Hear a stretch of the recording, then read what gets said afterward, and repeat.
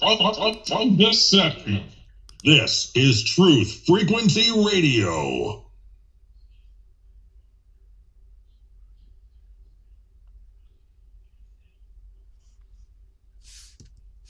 Condition orange. Condition orange. Situation Delta in effect. Please enter your agent number now, followed by the hash key. Don't watch. Don't read that. Don't even listen to NPR. Time comes when silence is betrayal. More for themselves and less for everybody else. But I'll tell you what they don't want. They don't want a population of citizens capable of critical thinking. They don't want well-informed, well-educated people capable of critical thinking. They're not interested in that. That doesn't help them. Think for yourself. Question authority.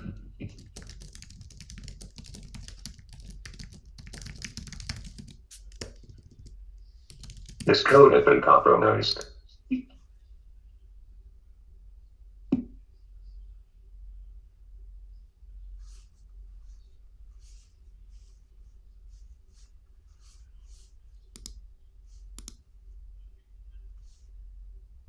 All right, welcome back, Truth Seeker. I think we're live. The audio's a bit off. And also in other news, if you listened to last week's show, it was the first of its kind. Somehow a troll got on the call board, and right when I was thinking they weren't there this week, they just logged in. So they're quiet in the room right now, which is good, but there could be some interruptions in the show, some trolling. And I haven't heard back from Chris Geo all week. And again, Chris Geo runs TFR. But yeah, so we'll do the best we can. Last week, the troll did figure out a way to disconnect us as well, so that could happen again. So all just warnings here at the beginning. That's why the world of technology can be so annoying. Anyway, we have tropical storm, now Hurricane Idalia. I think it's back to tropical storm, but brought lots of flooding today to Florida, parts of Georgia, the Carolinas, and they're saying by tomorrow it could be pretty bad in Charleston. And when I was listening to CNN, they said they're worried about the king tide in Charleston. And I thought, that's interesting, the king tide in Charleston. Kind of reminds me of King Charles, just had his coronation earlier this year on May 6th, after he replaced his mother almost a year ago, September 8th. It'll be a year to the day. Queen Elizabeth kicked the bucket. And you might recall that was 201 days after her cooties virus diagnosis. 201. But King Tide, Charleston. And I thought, when I heard him say this on the news, I thought, I'm going to take a look here and see if there's anything going on with King Charles. So this is Idalia that's now threatening Charleston, which became a hurricane yesterday. Idalia officially became a hurricane yesterday, August 29th, the anniversary of Hurricane Katrina. And just to show you how interesting this is, remember the first act of weather warfare was admitted to on August 15th, 1952 by the Jesuit order, and a piece of technology was used called an RAF rainmaker. An RAF for Royal Air Force. That's what RAF stands for, Royal Air Force out of the UK, where King Charles is. But they used several of them, so they used the plural, the RAF rainmakers. And what's interesting is from King Charles' coronation, remember the last king of England died at age 56, and then King Charles was nice enough to get coronated on May 6th, 5-6, as they did the Mega 56 ritual with LeBron and Steph Curry, and the Kentucky Derby, and posts 5 and 6 were Todd Pletcher's horses that day, and one of them was King's Barnes. And again, in Gematria, royal family equals 56, like Kentucky Derby, like Society of Jesus, like Coronation, like Charleston. They're worried about the King Crest in Charleston. And, Charleston's also where the Civil War began. where no people in the first battle of the American Civil War, April 12th, 1861 is when Charleston, and not a single person died in that battle, but a horse did. Look it up. That's how it is in the history book. No one died in the first battle of the Civil War, just a horse. But again, this 56, it's such an interesting number. And Charleston, again, has the Gematria 56, like royal family, like hurricane. Well, look at this. They're saying that the remnants of the hurricane, Idalia, which means behold the sun in Italian, they're saying it's going to dump all this rain and bring substantial flooding in all likelihood to the area. I just noticed that from the coronation to the day that Idalia was named a hurricane, August 29th, which is the same day the flood warning was declared for the people of Charleston. These things happened on August 29th. It was 115 days after the coronation. And what's interesting is in Gematria, Charleston equals 115. We've talked about some 115 rituals in Charleston over the years. And so does that tool, RAF Rainmaker, 115. Charleston has the Gematria 56 and 115 if you're new here. If you've never tuned in before, Gematria is very simple. It's based on the alphabetic order with numerology, also the reverse alphabetic order and the reverse numerology. There's 4 base ciphers. You want to know all 4. We'll touch on that again in a moment. But this is how Charleston can have a value of 115 and 56, and we're talking about 115 days from the Mega 56 ritual on May 6th. So, also interesting, King Charles is 74 years old right now. And remember, the qualifying wind speeds for a hurricane are 74 miles per hour. And again, the first act of weather warfare was admitted to on August 15th, 52, the Jesuit order's birthday. Right now, the leader of the Jesuits, Arturo Sosa, he is also 74 years old. And again, qualifying wind speeds for a hurricane, 74. In Gematria, 74 is a special number. Words like energy, weapon, nuclear, all equal 74. In recent times, in the last decade, we've seen the terminology of nuclear storms and bomb cyclones. And as they give us those headlines and storylines for these unprecedented storms, I feel like a responsible journalist would be like, don't you think this is an interesting name in light of us being the same nation that detonated big bombs way up high in the sky and down underground for testing purposes, including weather testing purposes?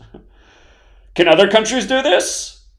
I mean, that's something to think about with the whole New World Order and America not really being a sovereign nation too, right? America's not the only one with this technology, so that could be part of the way they do it too. This nation, instead of a back rub, it's like, yeah, we'll take care of your climate disaster for you this time. We got that one. We've had the technology since the 50s as well. But anyway, in Gematria, just a special number. Energy, weapon, nuclear, occult, Gematria, that's the practice of coding numbers into words. English, London, the king. Again, he's 74 right now. We've talked about all the death rituals with King Charles. Remember what happened on his birthday this year? On his birthday, 2 stories of death and killing in the world out of college campuses.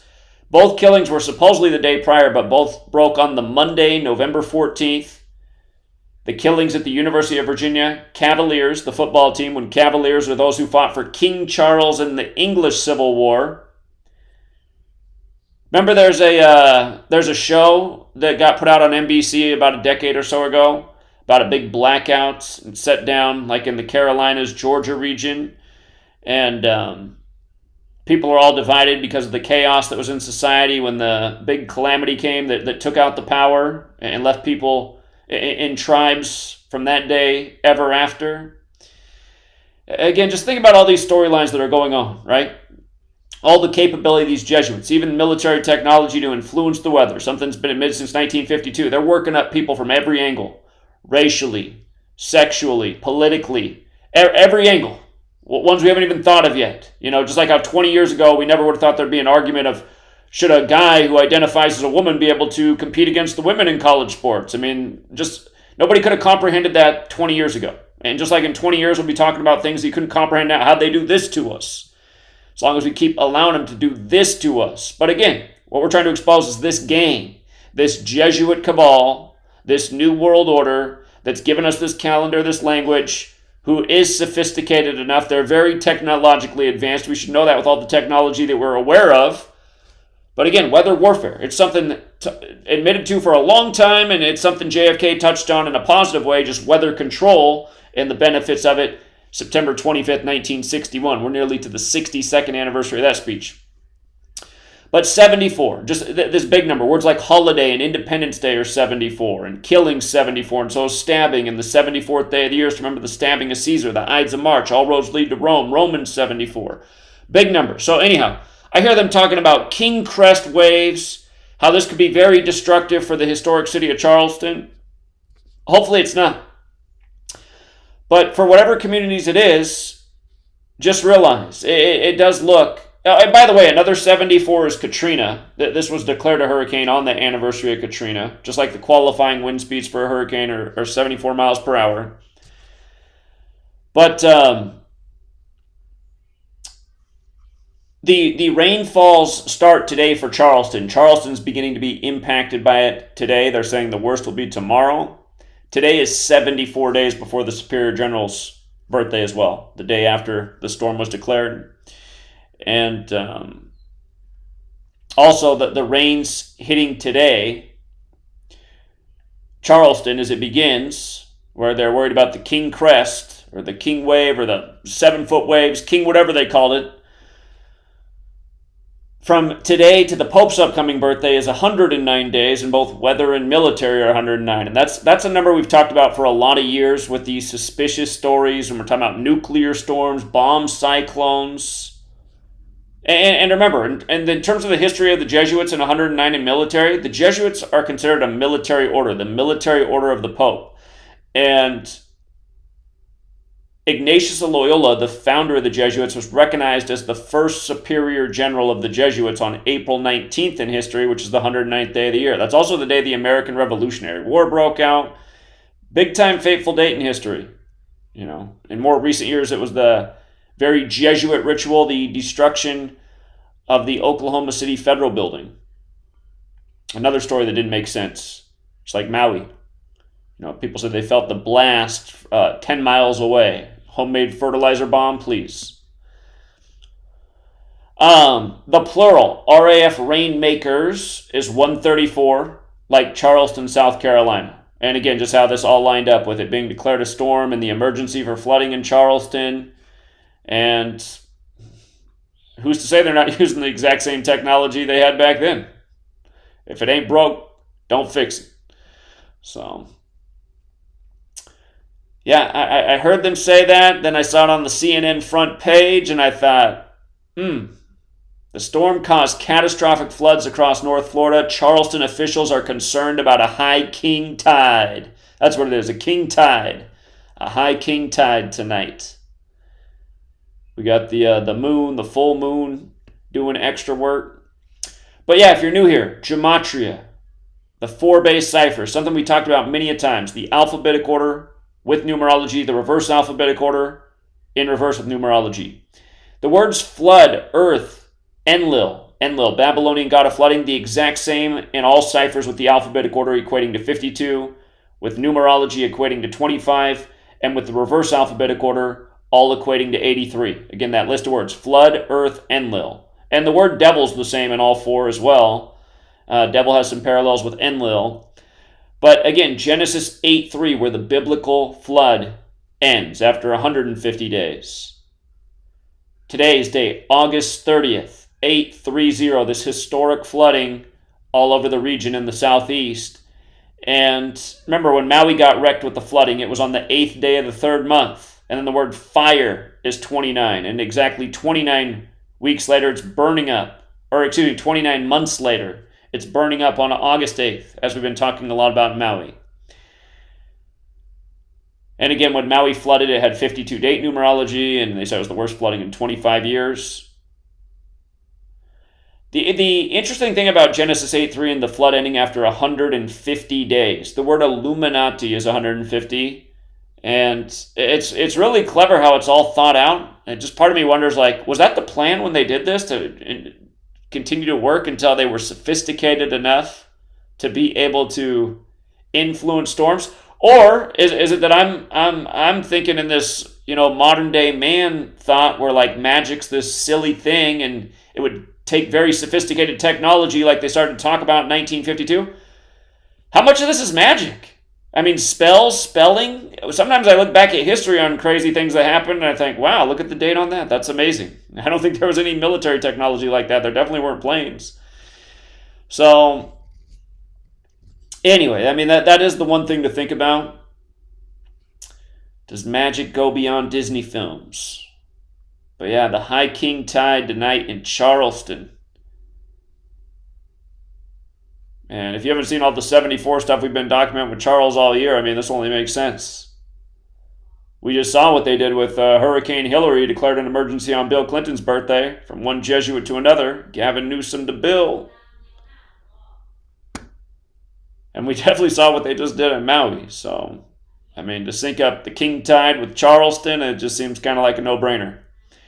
And it just reminds me there's been a string of events in royal family. You had the baby's name Charlotte not that long ago. Charleston, the Carolinas, Charles. Again, just the whole Civil War thing too, right? King Charles, the older King Charles connected to a civil war. Charleston, Civil War. George Floyd to divide the nation on Memorial Day, what came out of the Civil War. Everything we're documenting, so... I just wonder if we're seeing the recipe for how they'll bring about their planned calamity, the one they've been projecting for so long with all the entertainment and apocalyptic entertainment and Fallout and zombie entertainment. If they want to bring it, this is how it'll be brought.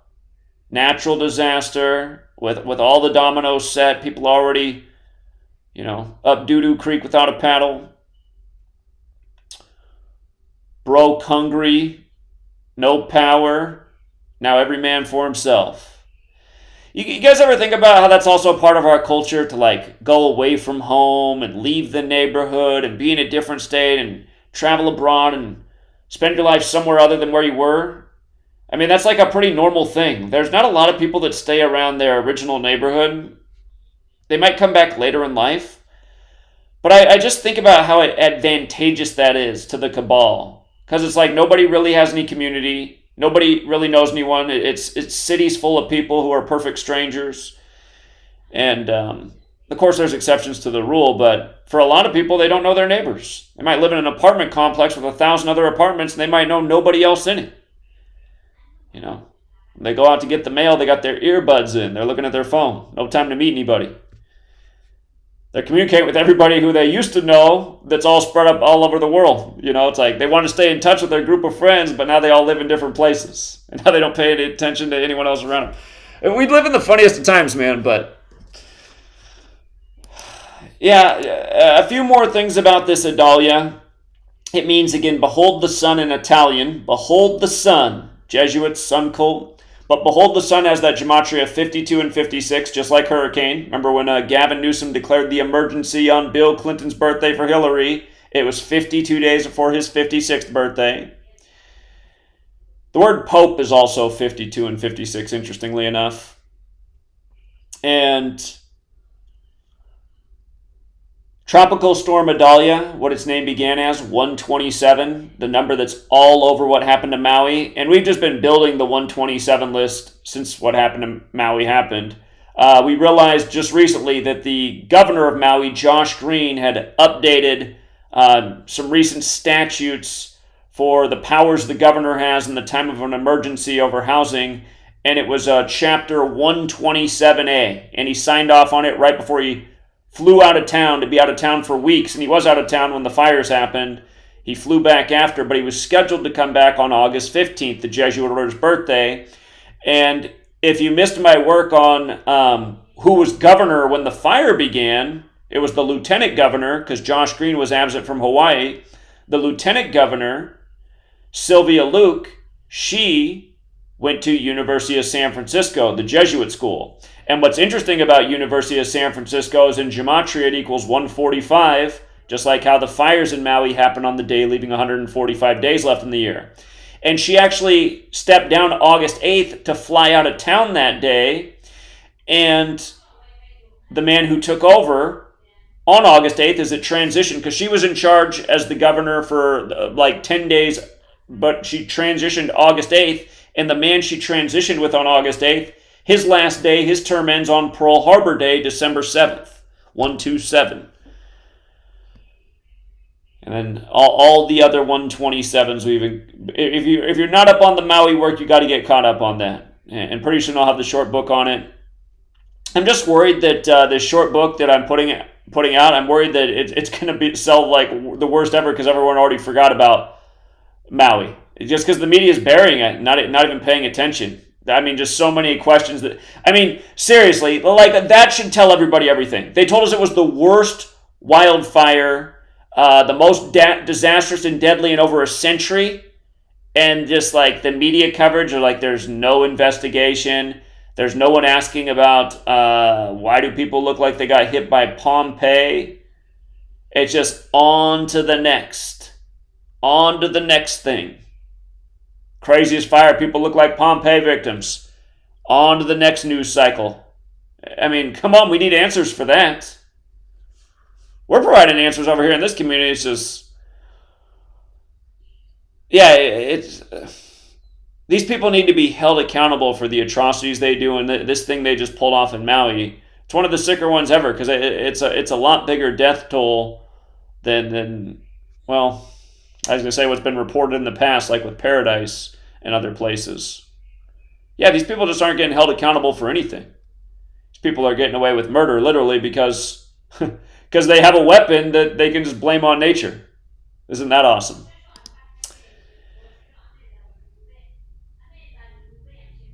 I suppose that's why so many people tap out. They just realize these people are way too sophisticated. Here, I want to throw another idea out there. You might have noticed today with Idalia, they kept emphasizing worst flooding in the region in 125 years. It's been 125 years.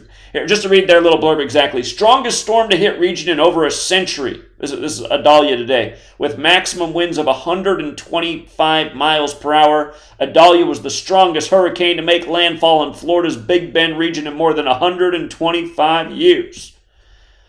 Yeah, they kept reporting it like that just over and over this morning. And again, it just always the news this way. I mean, it's like, really? 125 years, 125 miles per hour? Really?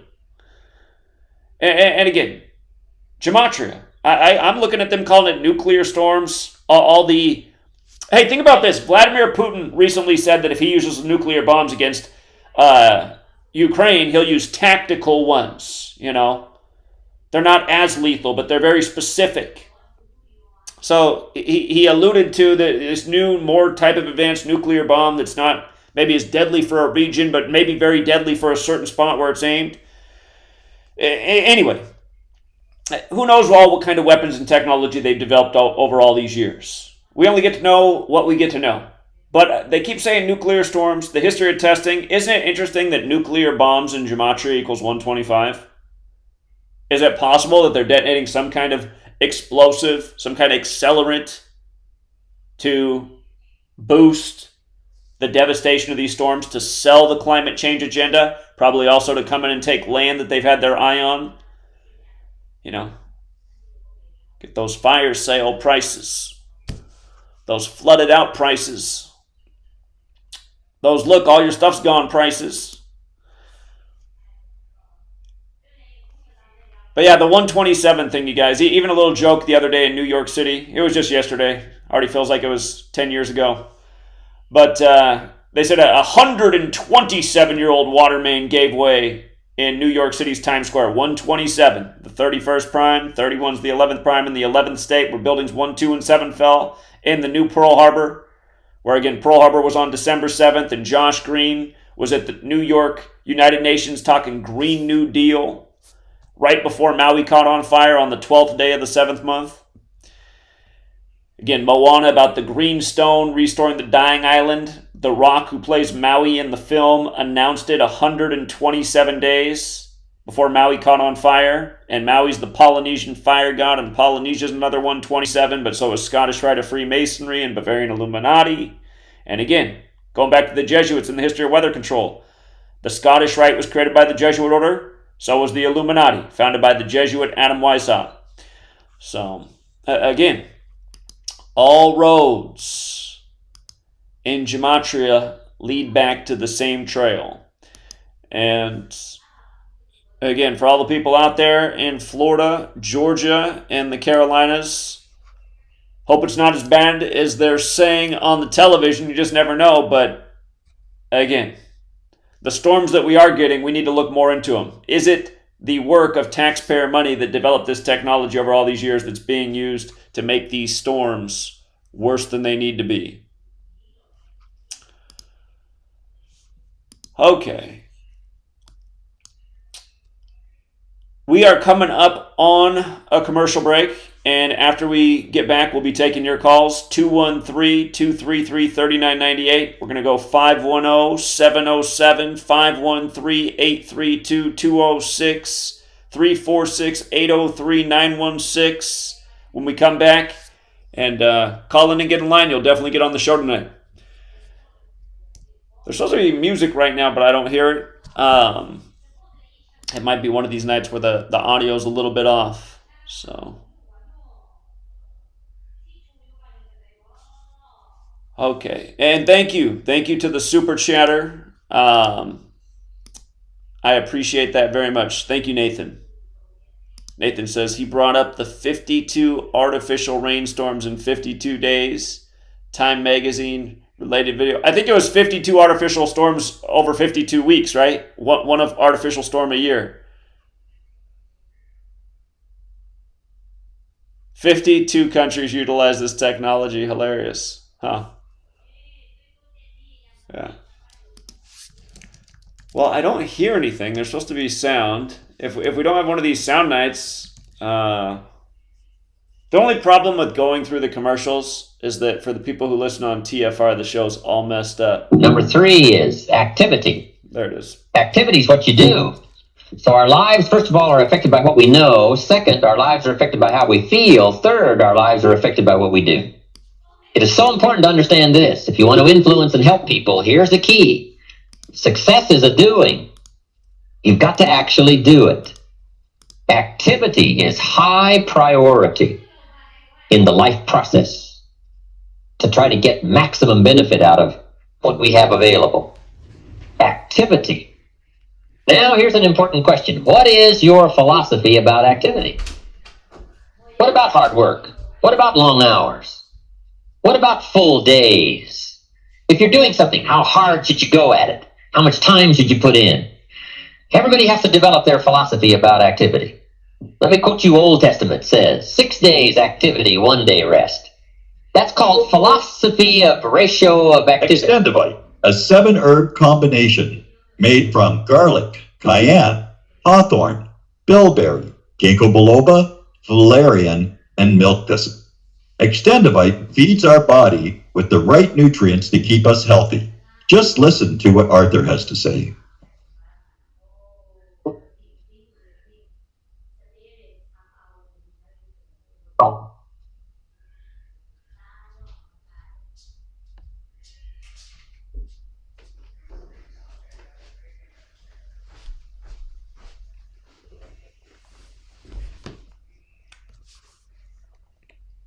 To order, call 1-877-928-8822. That's 1-877-928-8822 or visit heartdrop.com.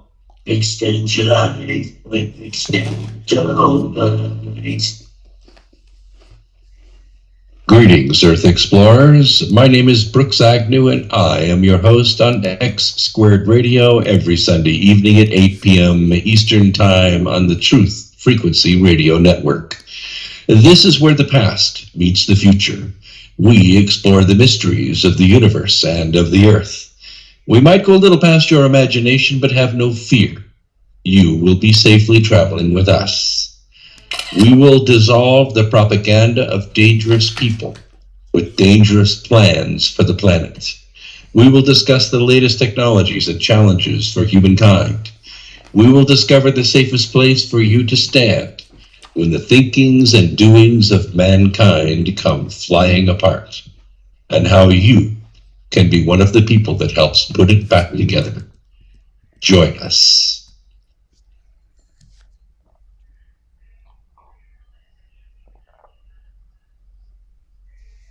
No hate. No hype. No fear. We are Team Frequency Radio.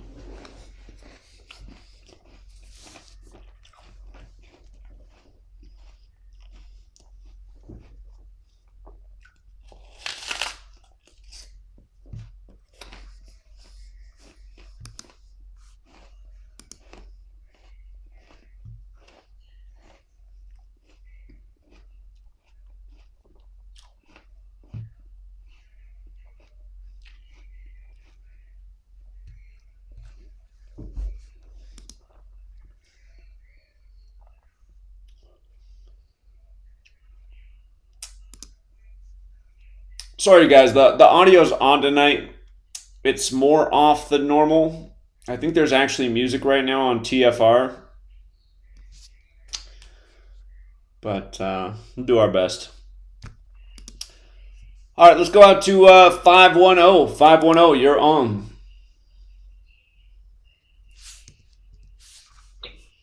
510? Yeah, hello? Hello. I saw the post you made where you mentioned the 123 with the August 30, the Yale Climate Connection.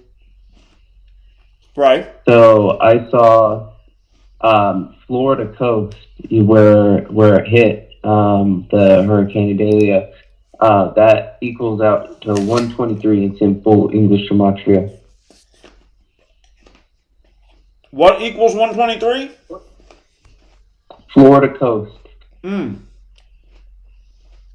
Which I was just copying and pasting terms from the news articles and then just pasting it in there. And then it said one of the words that was emphasized was catastrophic, which equals 133, just like Hurricane Idalia, which is on CNN, which I don't know if that was intentional, but yeah. Well, yeah, those are great observations. I doubt any of that is a coincidence. Interesting. Yep. All right. Anyways, that's it. Appreciate it. That was it. Sometimes you guys hear me take screenshots. I'm always taking screenshots of just news stories because if you ever follow my website, it has tons of news screenshots with my breakdowns on them. Something in the headlines right now, CNN breaking. Charleston records top 5 water level as storm surge continues to rise. They're saying tomorrow's going to be the worst. What's this St. Elmo's fire phenomenon? I have to look into this. I don't know if that's something coming out of the storm or what, but for now, let's go up to 707. 707, you're on. Hold on, Zach. How are you doing this evening? Oh, you called from a different phone. Doing all right. How are you? Yes. Well, great. Yourself. Well, you see, I'm borrowing my brother-in-law's phone until I can get a replacement. So is the audio any better? Yeah. Okay. So I apologize for last week and any issues I may have had in the past. Okay. So I'm calling about the Jacksonville the alleged Jacksonville shooting over the weekend on Saturday the 26th. Have you looked into the mayor of Jacksonville? I forget if I looked into the mayor piece or not. The woman. Okay. Yeah, I looked into her a little bit. Yeah, well, what do you find? Okay, she is the newly installed mayor. As a matter of fact, she became mayor in July. So, like, not even 2 months before this whole thing took place. So and people were talking about how a number of the players over in Hawaii just took office this year. Pelletier, the police chief in Maui, and that's always suspicious. Okay. Just for the record, George, since we always talk about 56 and the Jesuits, she took office 56 days before the shooting. Oh, thank you for the clarification. Okay, so her birthday is February 28th, 1961, and she went to Bishop Kenny High School in Jacksonville. So she's a native Floridian. Is that Jesuit high school? And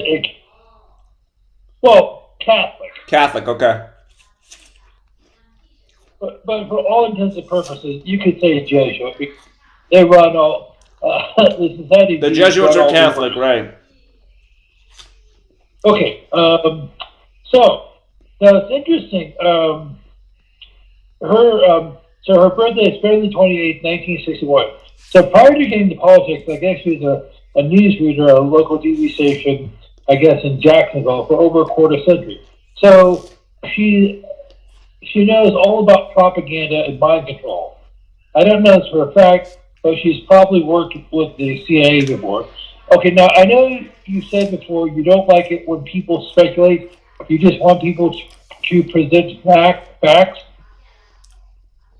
Just say what you want, George. It's fine.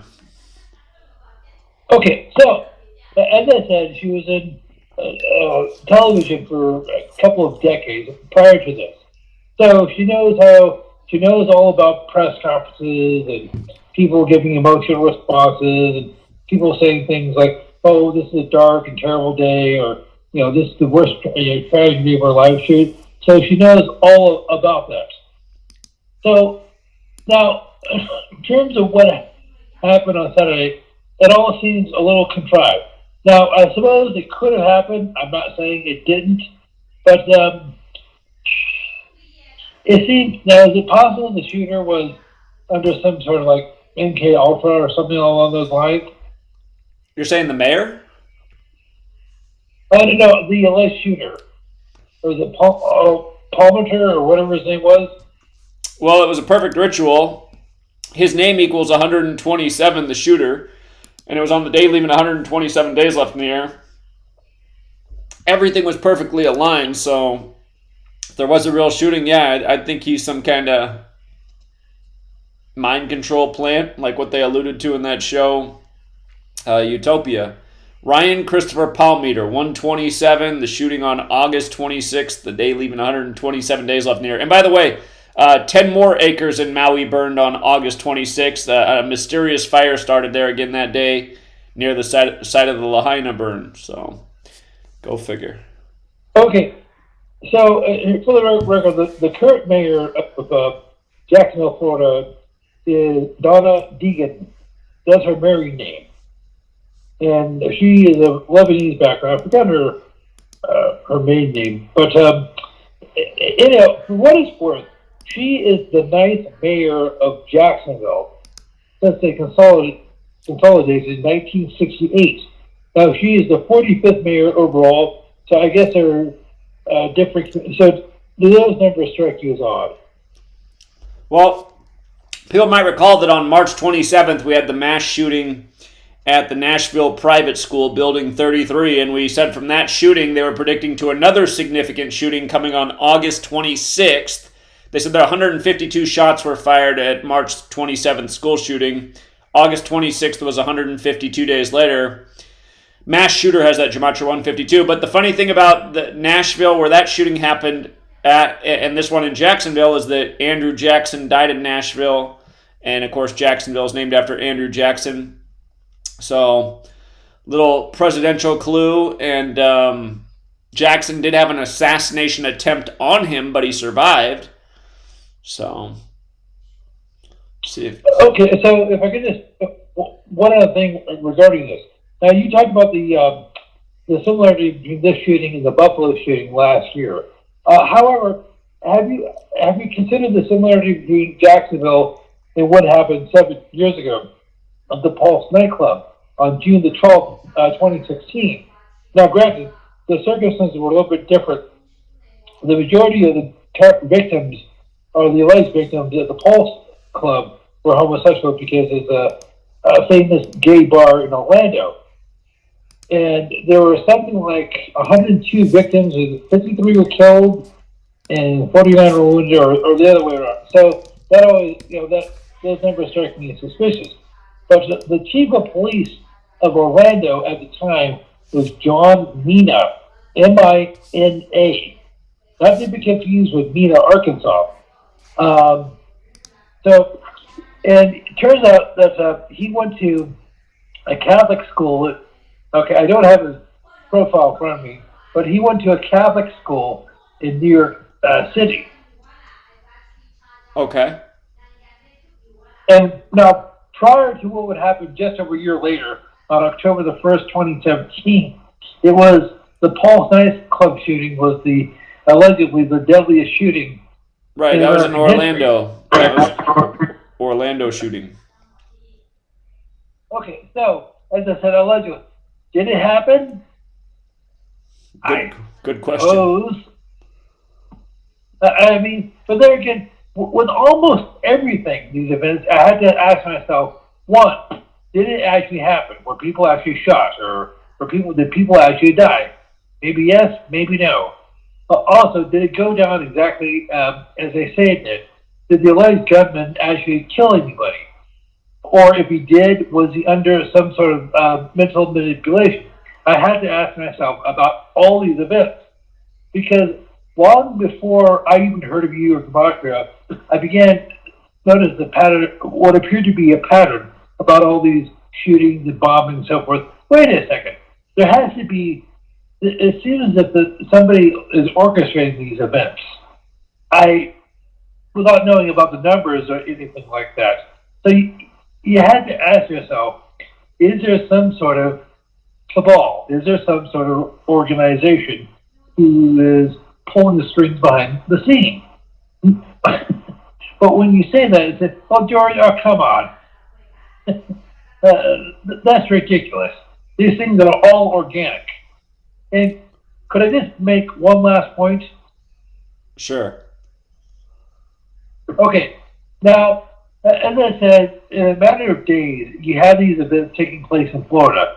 The hurricane is moving north to Georgia and to other states, but the bulk of it, the brunt of it, hit Florida. Now, this brings up politics. So what they're talking about is a probable presidential race in 2028 between Ron DeSantis, the governor of Florida, and Gavin Newsom in California. And I realize the elections are rigged, and that's besides the point. However, you've had all these bad events take place in this red state of Florida. And, you have this alleged shooting over the weekend. And this is the sort of thing you would expect to happen in overtly communistic states like California or New York, not in a so-called red state like Florida. So to me, this is further evidence how this whole idea of Democrat versus Republican, conservative versus liberal is completely artificial. Behind the scenes, they're working together. Yeah, I would agree. And, so it's just like, now something I will say, and you brought this out before, it seems as if that every generation, they flipped the script. So roughly every 20 years or so, that one party, they're the good cops, the other party, they're the bad cops. After 9/11, you have the Republicans for the most part all on board with George W. Bush and his war and his invasion of Afghanistan and later Iraq. And you had some Democrats who were denouncing it. Well, over the last few years during the whole Corona nonsense, it seems that the tyranny was the most egregious in states run by Democrats. California, New York, New Jersey, places like that. Whereas they weren't quite as tyrannical in places like Florida and Texas. But that's all done by design. Sure. Okay, so, Florida was shut down.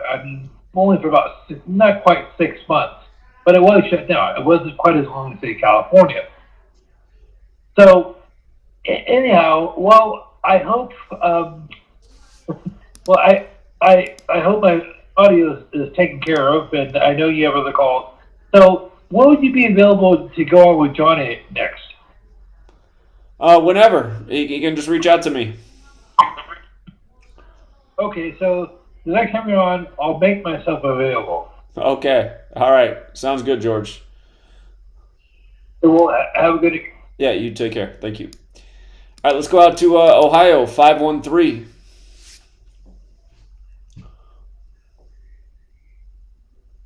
(513)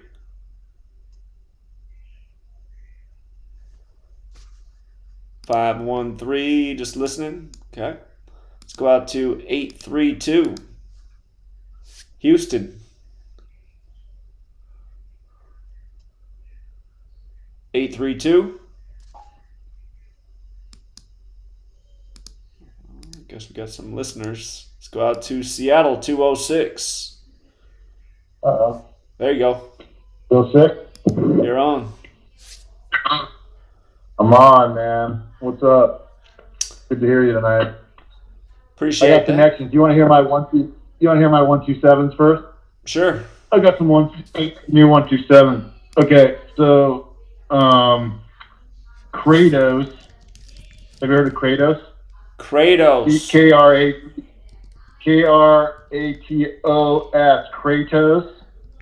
Kratos. He's the god of war.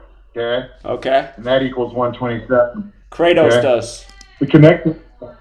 Kratos, and then the connection is that the Navy, they installed a laser weaponry system on the USS Ponce, like Ponce de Leon, Ponce, Ponce, the USS Ponce, man, look it up.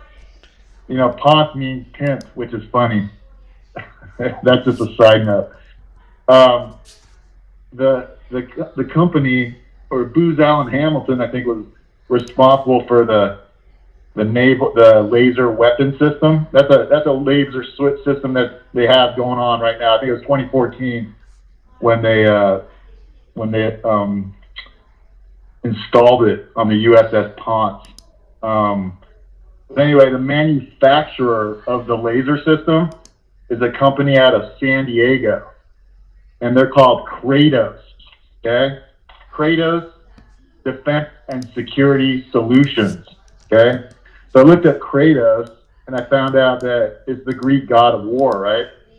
And god of war equals 127, but it also equals 89, 89, 44, and 37, which I thought was interesting, right? 89, 89.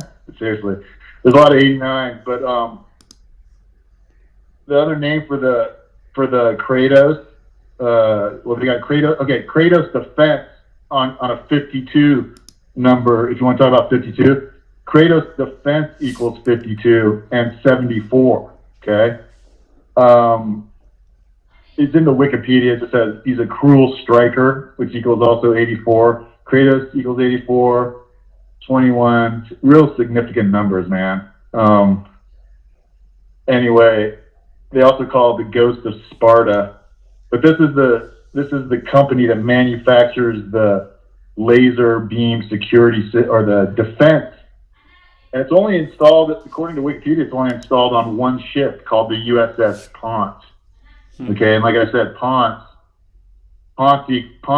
I looked at what Ponce is. You heard of Ponce de Leon? I think he was a pretty famous explorer. You know what I mean? Did you learn about him at school? Ponce de Leon. And essentially, I think it sounds like Ponce de Leon means the pimp of Leon, if I'm not, which is like, really? Ponce? And you look it up. Look up the word Ponce. It means effeminate. It means pimp. So I don't know. That's just a side note, man. But that's a 127 I found Kratos, because I was looking into, laser weaponry. And if you look into laser weaponry, where do you think that inevitably leads you back to? Who does that lead you to? What inventor would that lead you to? Laser weaponry.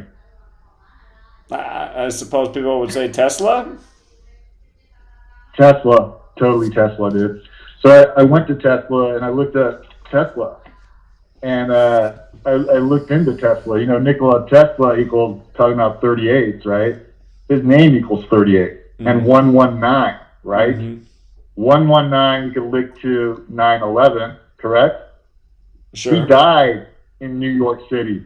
Yeah. And in the hotel, he was living in a hotel, right? Because they reduced his ass, right? He got all this shit. His funding got cut. You know why? Because he was inventing free energy. He had like 300 patents. He was like, JP Morgan was bankrolling his ass, but then once JP found out his vision, Nikola Tesla allegedly wanted free energy for everyone, and I think he knew the technology. You know what I'm saying? So I started looking into Tesla, and then you go from Tesla, and then you have the connection with Uncle John G. Trump. Did you ever hear that story? That Trump? Yeah, he Trump's did the. uncle. He investigated the hotel room that Tesla died in. Yeah, allegedly he had all his papers and possessions for 3 days. That's what they say in the. Okay, so I'm taking this. The source that I'm taking this is kind of an odd source. I was just looking shit up, but PBS of all places has a really good treasure trove. I don't know if you want to go to it, but it's called Tesla Life and Legacy, the missing papers. But it's not just that, dude. They have like a whole big section on Tesla, like just like a really good. And if it's legit, it's a treasure trove of information on Tesla. And I didn't know that much about him. We all know generally who he is, but I started looking into it, man, and it is like, wow. And he died at age 86, man, so that's already a red flag, don't you think? He died the first day of January 1943. Well, just to remind people, he died on January 7th. To remind people, just recently. Oh, it's the first. Huh? Okay, really? Was it the 7th? January 7th is the day Tesla died. Oh, it died. is the 7th. Oh, yeah. I got it. Yeah, in recent history, Elon Musk was... The first time Elon Musk was ever declared the richest man in the world was on the very first time it happened was on the anniversary of Nikola Tesla's death, and it was the 78th anniversary, and Tesla equals 78 like Jesuit. So. Yeah, Tesla, right. There's a lot of 78s. In the shit that I was looking at, there's a lot there as far as 78. And what's that? That's an Illuminati number, correct? Well, both Jesuit and Scottish Rite are 78. Both Jesuit and Scottish Rite. Oh, Kratos equals 78. I just have it right here. Yeah, Kratos equals 78. 84, which is always a significant number, don't you think? Yeah. 74. Yeah. 78 cards. There's 78 cards in the tarot deck, too. And the oldest known tarot deck goes back to Italy, but really tarot goes back before that. So. That sounds like grunting. Anyway, there's more to it. So I was just recently in Colorado Springs over the pandemic, and I had you try to send me a book, and I never received it because I had a really fucked up address. Do you even remember that shit? I moved during the pandemic. I moved from Washington to Colorado Springs, actually Manitou, because I'd lost my job in my house. So I bailed. I had some money, so I was sick in the Northwest, so I bailed out. I grew up in Colorado Springs, and I didn't realize actually that Tesla was such a big fixture in Colorado Springs, even though he was only there 9 months, from like 1899 to like January of 1900. So he's there for 9 months. He opened up a lab east of Colorado Springs, and the land the area is called Nob Hill. Okay, they call it in the information I was reading, and that equals 83 and 38 as well. So you got that in the 43. It also equals 43, like the year he died. Anyway, it's deep, and there's a lot. I did a little bit of looking. And then on the topic, I'm just going to go back to my topic of 127 because I had a couple other ones. You know who the Rand Corporation is, right? Yeah. Have you heard of the Rand Corp? Yeah. Well, Rand Corp, if you write it, Rand Corp, that equals 127. Okay. And they originated as Douglas Aircraft Company, which turned into McDonnell Douglas, right? Right. Douglas Aircraft Company equals 127. And they're big military industrial complex, right? Seriously. And so their Rand Corporation is a non-profit organization. Did you know that? They're a think tank. Research. They originally were created because research R&D, Rand. That's where they came up with the name R&D. They were a governmental organization. And guess who worked? Okay, so Uncle John G. Trump, who died at age 77, which is suspicious if you want to link that to New York in 9/11, right? 77. Uncle John died at 77. He was an MIT professor and also a graduate. He got his doctorate from MIT. Okay, so these papers fall into his hands, right? And then they disappear. You know when they returned? Here's another one. When they returned all of Tesla's shit back to Belgrade, or he's from Serbia, right? And the names have changed over there, but they eventually returned all his possessions back to his family over there, and then they opened some museums over there.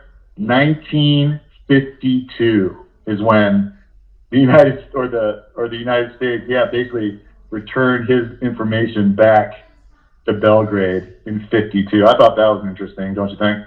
Sure. Well, because I think that here's my I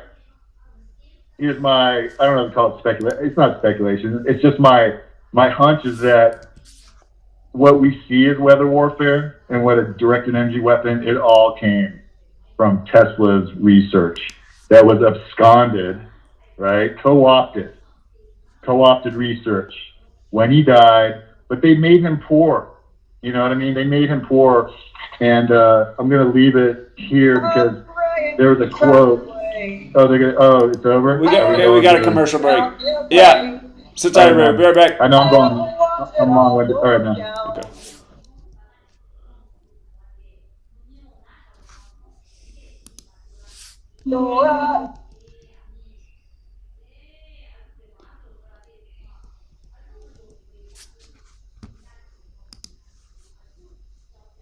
Hi, my name is Ella, and I'm 10 years old. I'm one of the millions of children born to parents suffering from the sheeple virus. Symptoms include the inability to think for oneself, the attention span of a goldfish, and a strong belief in government and the mainstream media. It is estimated that 1 out of every 2 children are being raised by parents infected with the sheeple virus. But there is a cure. For as little as 19 cents per day, you can become a TFR supporter and help children like me get their daily dose of truth. Together, we will make sure every child has protection from deception. And so I just want to make sure I understand you correctly. So you said you're alleging that you heard or that you witnessed ballots being put in the machine, run through, counted, and then put through again? That bulb is off by over 100,000. That bulb, you guys do take it and do some crazy to us. Why don't you look at the registered voters? 0, 0, there's 0. Why don't you look at the registered voters? 0, 0. Just freestanding, counting votes 9 to 10 times. They were running these ballots through countless times. Wait, what about the turnout rate? 120%. There's lethal activity going on there. What you said today is the truth. I put David. What you said today is the truth. It's 100% true. I know what I saw, and I signed something saying that if I'm wrong, I can go to prison. Did you? That's all of it is off by over 100,000. That's all of it. You guys do take it and do some crazy to us. Why don't you look at the registered voters? 0, 0, there's 0. Why don't you look at the registered voters? 0, 0, there's 0. They just found my resume, called me, and said, "Do you want to work the election?" These Democrats took every avenue possible to commit fraud in this election. Can you put a number to it? Countless times, numerous times, 30 to 10 times, thousands of times, at least 30,000, over 100,000. What I saw was over 20 counts of fraud taking place in front of my face. And this isn't counting, the ballots that are found in rivers, the ballots found in the rocks, the ballots, that's all of it is off by over 100,000. That's all of it. You guys do take it and do some crazy to us. Why don't you look at the registered voters? 0, 0, there's 0. Why don't you look at the registered voters? 0, 0, there's 0. What the fuck?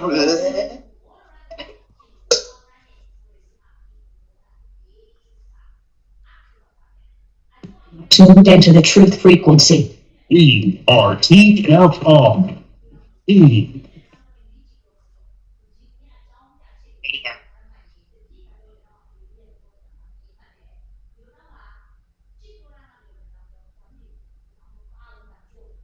Condition orange. Condition orange. Situation delta in effect. Please enter your agent number now, followed by the hash key. Ouch. Don't watch. Don't read magazines. Don't even listen to NPR. Time comes when silence is betrayal. More for themselves and less for everybody else. But I'll tell you what they don't want.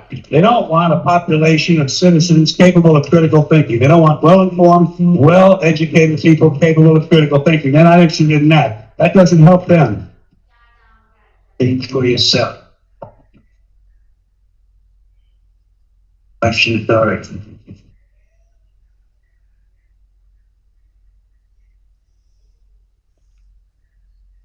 This code has been compromised.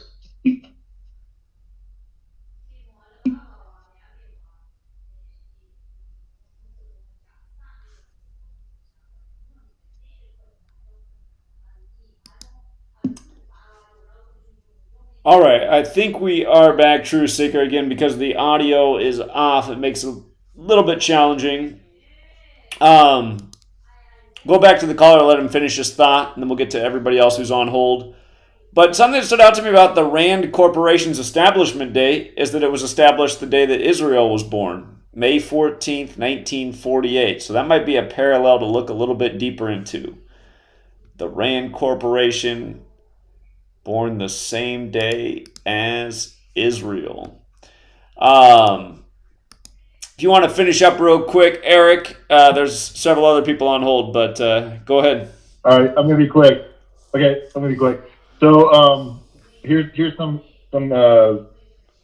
parallels. John D. Trump in reduced the main cipher 5247. His birth numerology and his death numerology. Oh, his death numerology. John D. Trump's death numerology, 21 February 1985, 127. Okay, there's another 127. 28. He has 28 numerology for his birth as well, which is 28. And then Tesla's birth numerology is also 28. And I'm going to end with the Tesla, but there's a ton there, dude. There's a ton. It's really worth looking into the whole, because I think that's where we are with the laser weaponry and the DEW. I know it's largely a conspiracy theory, but there's so much numerological evidence. And then I'm going to say, dude, King Kamehameha. King. I'm joking, man, but this is how you pronounce his name. Kamehameha. Kamehameha? Okay. King Kamehameha. That's easy. Kamehameha.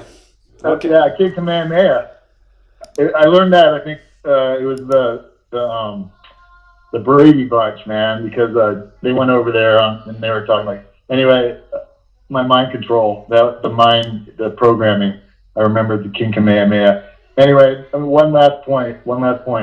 Let's link Dwayne Johnson, The Rock, right? His first role, right? You know what his first role was? I don't. His first big, The Mummy Returns, where he was the Scorpion King.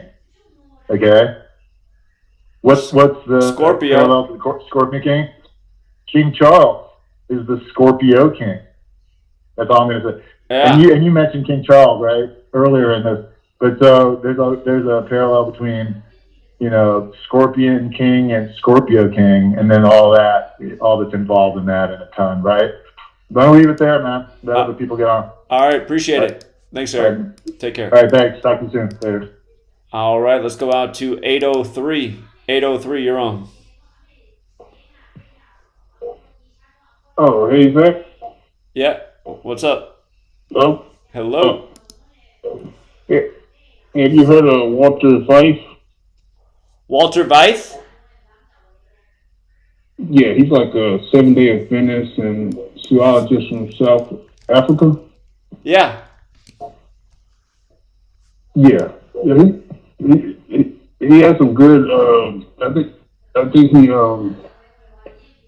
he got like a website or something. Where he does some YouTube videos. He does got some good research on the Jesuit secret societies and stuff. But yes. But you say you heard of him? Yeah, he does a lot of work on the Jesuits, Walter Veith. Okay, yeah, he had a video talking about the crown, and it was a very informative video because he was basically saying that the American people were fooled into believing that the legal crown colonies compromised in New England were independent nation states when in fact they were still colonies of the Crown Temple, which is basically controlled by the Jesuits, or specifically Rome, the Knights Templars. The signers of the Declaration of Independence included people like John Adams, Benjamin Franklin, and others, which were really, in fact, agents for the Crown, which was recognized by international treaty law through King George III and the Treaty of Paris on September the 3rd, 1783, which was essentially an agreement between the Crown of Great Britain and the United States. I see, okay. So basically, it was sort of like they were double agents. So they just signed over America to the Crown, and it's basically the same people. So they act like they're working on behalf. They'll act like they were working on behalf of the American people, but they were in fact working for the Crown, basically. I see. Interesting. All right. Yeah, because John Adams, did he die July 4th? Yeah, same day Jefferson died. Thomas Jefferson. Yep. Indeed. Okay. Oh, and the other thing was, you said you're not going to go to 9/11, but you might go to Maui. Right. Okay, yeah. Well, I think there was a Seahawks game. I think they played the Rams. I think it's September the 10th. I don't know if you plan to go. I guess go to that game. I guess. I do. That's what I said I'll do. If I'm not there, I'll be out at the football game out here trying to wake up the fans. So. Okay. Yeah. All right. Yeah, that'll work. Yeah. All right. Appreciate it, man. All right. Thank you. You have a good night. No problem. Okay. He didn't say anything about the weather outside. He's in South Carolina, so must be all right where he is. Let's go out to 916.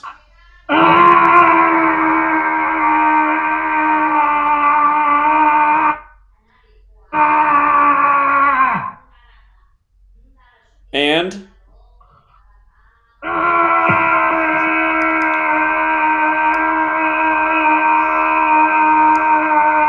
Okay.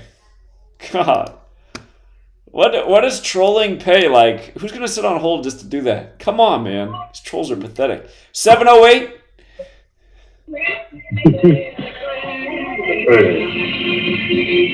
Hello? Hello? Hey, Zach. Yeah, what's up? Hey, this is Brian in Chicago. How you doing? I'm calling. Good. How you doing? I'm calling something a little different than what everybody seems to be talking about. It's not exactly about the storm, but it does have it to do with, some 127s and some sacrifice 62s I've been seeing in the media lately. And I have reason to believe that it could all be leading up to a celebrity's sacrifice. Is it okay to say that on the show? Yeah, that's okay. Okay, so I'm calling about the possible prediction of the sacrifice of the singer Madonna. Hopefully I'm wrong. But Madonna in Gematria equals 62. 26, 127. Madonna Madonna Sassoni. Sassoni, her last name, Madonna Sassoni equals 60. It was 62 days from the day that she was actually hospitalized with a bacterial infection to the day of the 60th anniversary of the I Had a Dream speech. And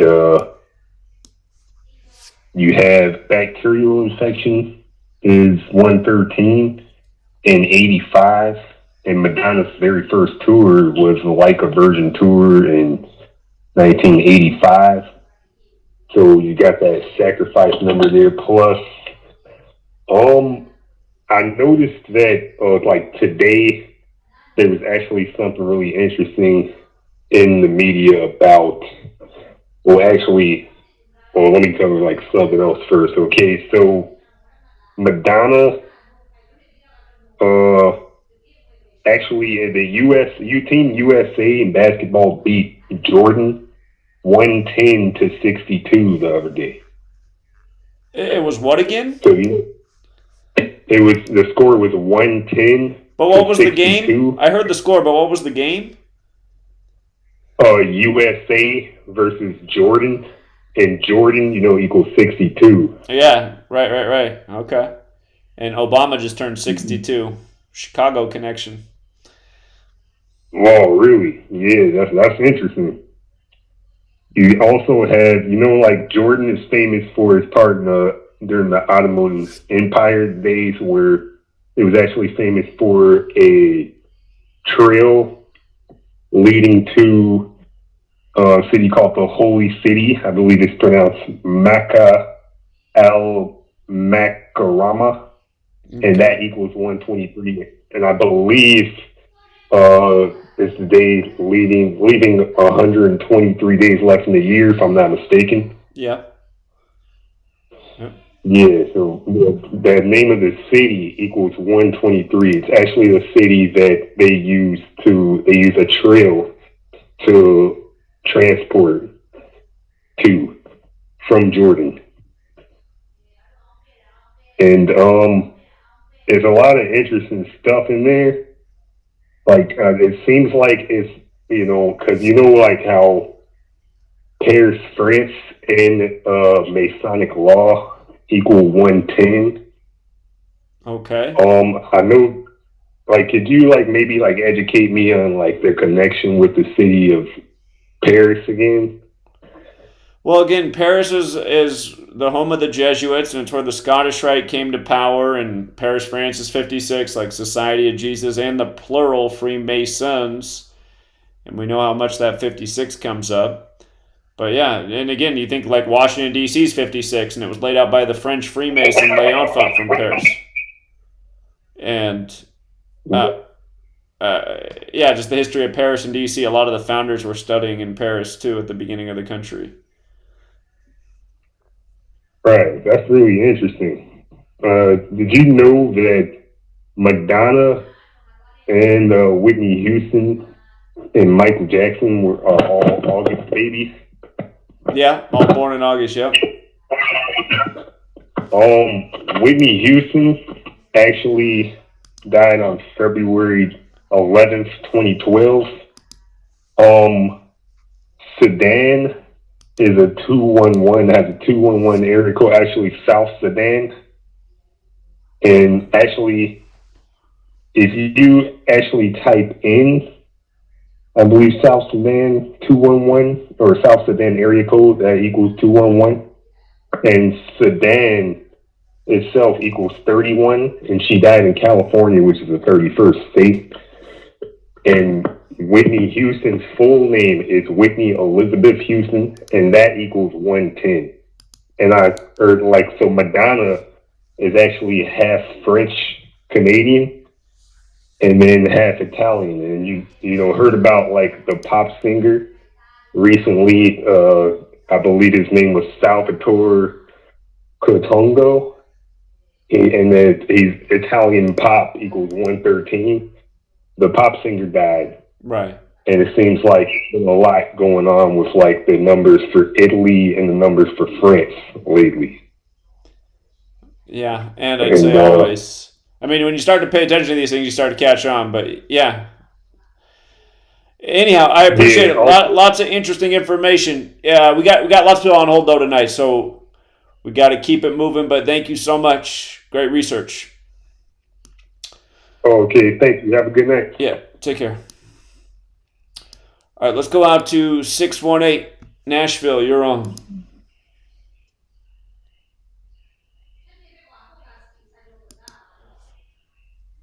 (618) Let's try North Carolina. 910. 910. Hello. Hello. Yo, what's up? What's up, Zach? Yeah, I'm in North Carolina. I'm dealing with these tropical storm winds right now. I seen you got in the title about the hurricane. I wanted to know if you noticed this or not. You know, the governor of Georgia, Brian Porter Kent, right? His name equaled 224 and 89, just like major hurricane equal 224 and 89. Okay. Yeah, and you know, Society of Jesus equal 224 too. And one thing I noticed was today's the 242nd day of the year, right? If you type in the calculator unnatural disaster, you get 242. Huh. Interesting. And if you type in hurricane manipulation, you also get 242. Interesting. Yeah, it's interesting. Yeah. I just realized that today. I wanted to bring that to your attention. It was crazy to me. Yeah, those are good observations. I never heard those ones before, but definitely fits with today. So. Right. Yeah. And what was your email again? I had some interesting crypto observations I wanted to bring to your attention. I'll send you an email about it. Okay, yeah. GematriaEffectNews at gmail.com. Okay, all right. Yeah, I'll send you an email about that. I'm actually a Patreon member too. Thank you. I appreciate that. Absolutely. Yeah, I'm gonna let you get on to other callers. I just wanted to bring that to your attention. Yeah, I appreciate that too. Thank you. You have a good night. All right. Appreciate it. Yeah, hope everybody stays dry in the storm's path. Let's go out to 720. 720, you're on. Hey, Zach, what's going on? Yeah, what's up? I can tell you why the two previous callers was howling at you. You got a super blue moon tonight. It won't happen again for another 37 years. Should we go back and see if he's still howling? What'd you say? Should we put him back on to see if he's still howling? Well, he might be looking at that moon, brothers. I'm outside now in Colorado. That thing is big, man. They're starting to come up right now, but those are turning blue, so I see blood red moons, super pink moons. It's always supposed to be blue, so that'll be interesting. So that's what I'm looking at in the sky right now. So, but it's funny because the other guy was howling, like, "Oh, maybe that moon tased him." And I'm sure there's a lot of significance with this coming today. But in Hebrew, like I said, it's just another triggered event coming. I'm interested in the fall feast next month, Rosh Hashanah, Yom Kippur, Feast of Tabernacles. I want to celebrate God's feast and be a blessing to all people. And I hear what the subplot does. Totally destructive and misinterprets everything. Like, man, it's not the God of Abraham, Isaac, I know. So, but I want to keep it short. I probably will talk to you again, my man, so probably after the feast days. But, keep a tight grip. The roller coaster ride is going to get crazier. The circus show is going to get more nuttier. But all I know is I just do is walk in the Torah my best ability, forget about dysfunction. God doesn't count that as far as the east or the west. You're in a dysfunctional world. But keep shooting those arrows, that Jesuit and Illuminati. Keep, pounding and keep grinding and keep shooting, brother. Because remember, your words are the powerful thing that God gave you. So make it a spirit, sword, and truth, and keep and expose it. And I believe God will protect you. But, in fact, maybe consider the day of the Lord is the 25th. Dress up in white, which is required of us. Maybe fast for his soul. I'm going to go over to Torah, renew our vows, and hopefully God will book me for life for the next 52 weeks, my man. But stay strong, stay good courage, and keep around the right people, and keep going further in next season. All right?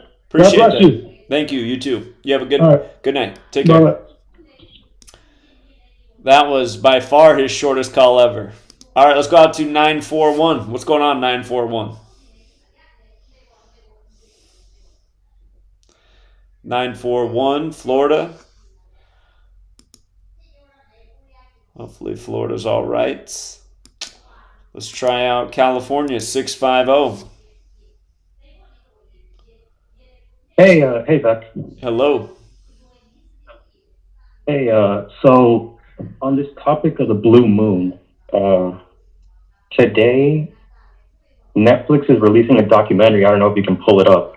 It's called Live to 100 Secrets of the Blue Zones. It's funny, Ignatius and Blue Zone, if you put them both into the calculator, they match in 3 of the 4 ciphers. 100, 37, 116, and the last 2, they're flipped. It's 35 and 53.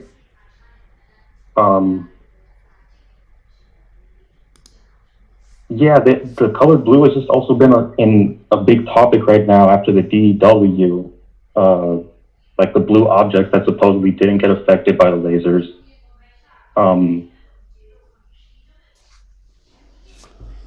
Yeah, I'm just, yeah, and this documentary is about longevity in the blue zone. So being safe in the blue zone, I guess. I don't know exactly what they're doing with blue, but it also reminds me of like COVID. You know, COVID and like the CDC, blue, WHO, that color. And they've been doing a lot of, like, with the new variant, BA286. I don't know if you saw the Novak Djokovic ritual the other day in New York, which is pretty extreme. What happened? It was located. It happened at it was in Flushing Meadows, Corona Park in Queens, New York, in Arthur Ashe Stadium. Which I kind of started looking into Arthur Ashe like the 42. Like, yeah, I couldn't really, or you know, you probably could do better at that. Yeah, and it ended in it was August 28th. He ended exactly with 666, and his opponent, who's from France, ended with exactly 023 in 3 sets, which was a pretty obvious thing. And the thing about New York right now also is they just found the variant in the sewage water in New York, I think on the same day. I think the same day as that game. So it's like they're doing these rituals all together with blue. Yeah, that's all. I just wanted to throw all that out there. Well, what's the thing you're seeing with COVID-19 in blue? I think I was just CDC, oh, and it's weird. I also went to a Stanford building today for work, and on the door it said blue zone, and it said something about tissue cultures and cells, and we know how Stanford is, you know, very Jesuit university. Sure. Yeah, I just, that blue color just reminded me of that. I don't know. Okay. Maybe I just paired the two together for no reason. I'll look more into it though. It's interesting. Yeah. Appreciate it. Yeah. Thank you. Yeah, thank you. Take care. Bye. Let's go out to Colorado. Colorado, you're on.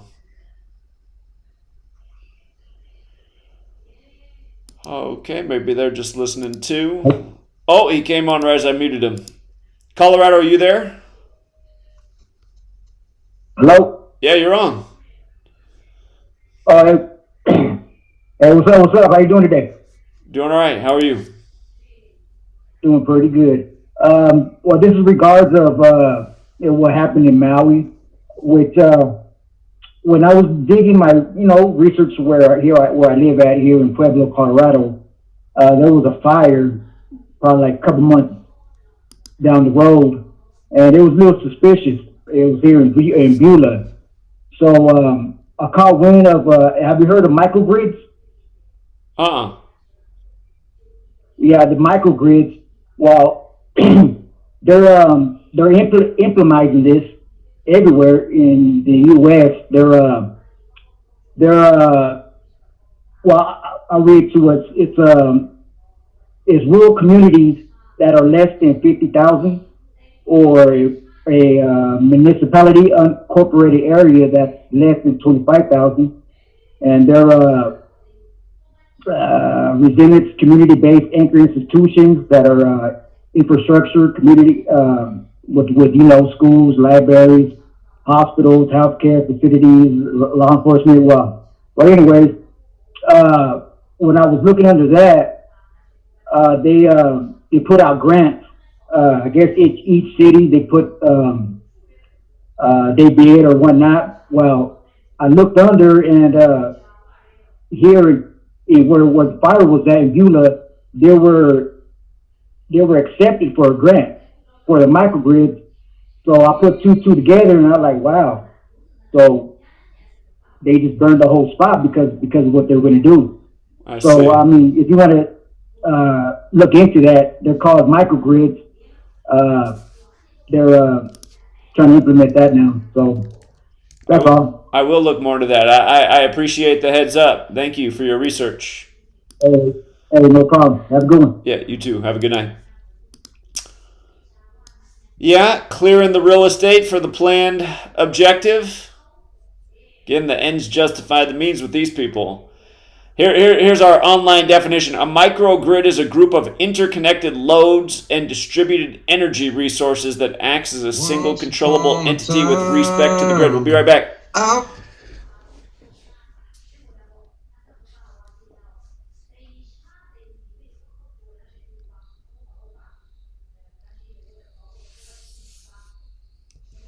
Here's the power in good communication. When what you say is only the tip of the iceberg of all you know, that's when communications becomes powerful. When what you say is only a portion of all that you know because you've gotten ready for this moment, this time, this occasion. I'm sure we've all been around some people who very quickly told us more than they knew. Didn't take them but a short period of time to run out of illustrations, to exhaust all their stories, probably meaning great lack of preparation, great lack of deliberately getting ready. Now, it is possible in some respects to prepare for life just by accident. You know, life does teach us some things by accident. There are some things you can learn by just careening from wall to wall and stumbling from day to day and staggering from week to week. I mean, you can learn some things that way. But the other 99% of what you need to know has got to be on purpose. Preparation on purpose. Good phrase. The reviews for Extendivite are amazing. Here are some from Amazon. September 2018. Extendivite works in keeping my blood pressure in the normal range. I've been using Extendivite for many years now. May 2018. Great product. I use regularly and I rarely get sick. March 2018. This product has relieved what appeared to be angina pain in my chest and shortness of breath after climbing stairs. I'm quite happy about it. February 2018. My husband, son, and I have been using this product for a few months now, and we have noticed an improvement in our joints and blood pressure. Tell us your story. Get Extendivite today. To order, call 1-877-928-8822. That's 1-877-928-8822. or visit heartdrop.com. Extend your life with Extendivite.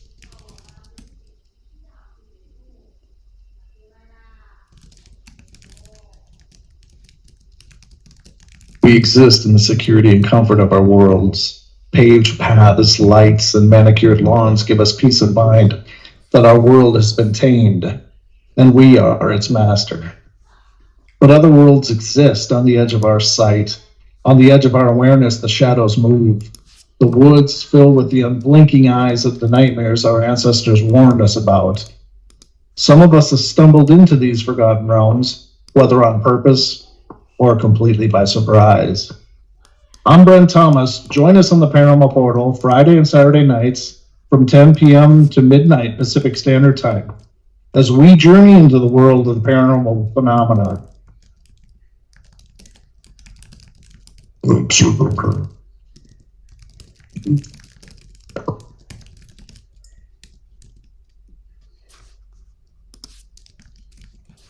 are listening to the True Frequency Radio Network. No hate, no hype, no fear.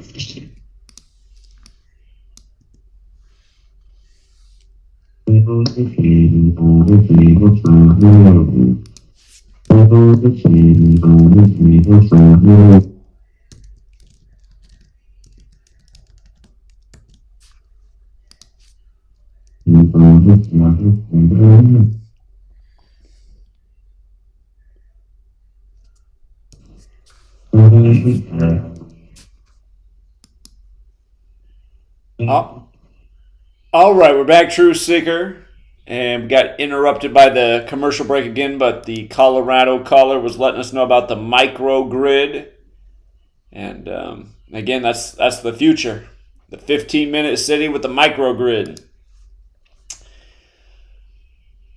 Okay, let's go out to Florida. Florida, you're up next, 941. 941. All right, must just be listening. Let's go out to 661. Hello. Hello. Hello, Zach. Yeah.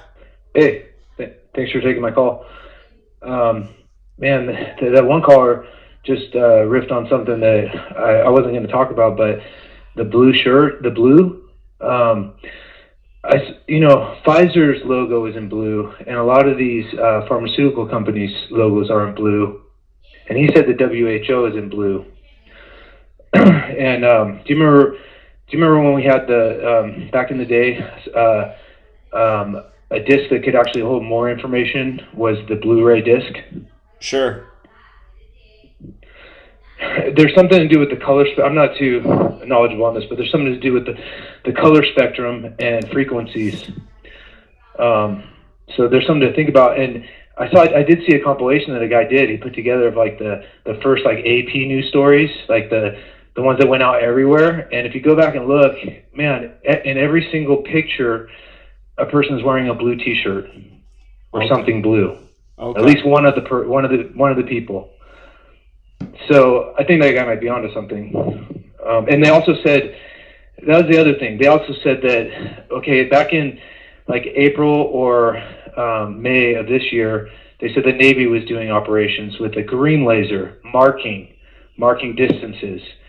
And then the year before, there were green lasers, but they were blaming it on China. Do you remember that? Okay, yeah. Over Hawaii. Uh-huh.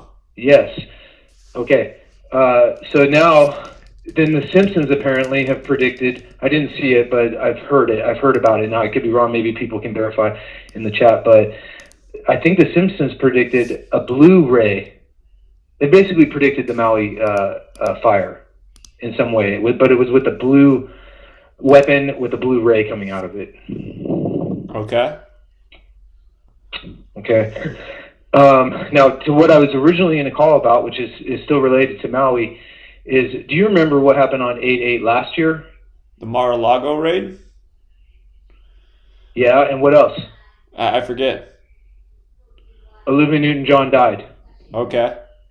That's right.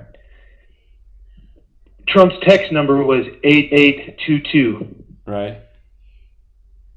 88022.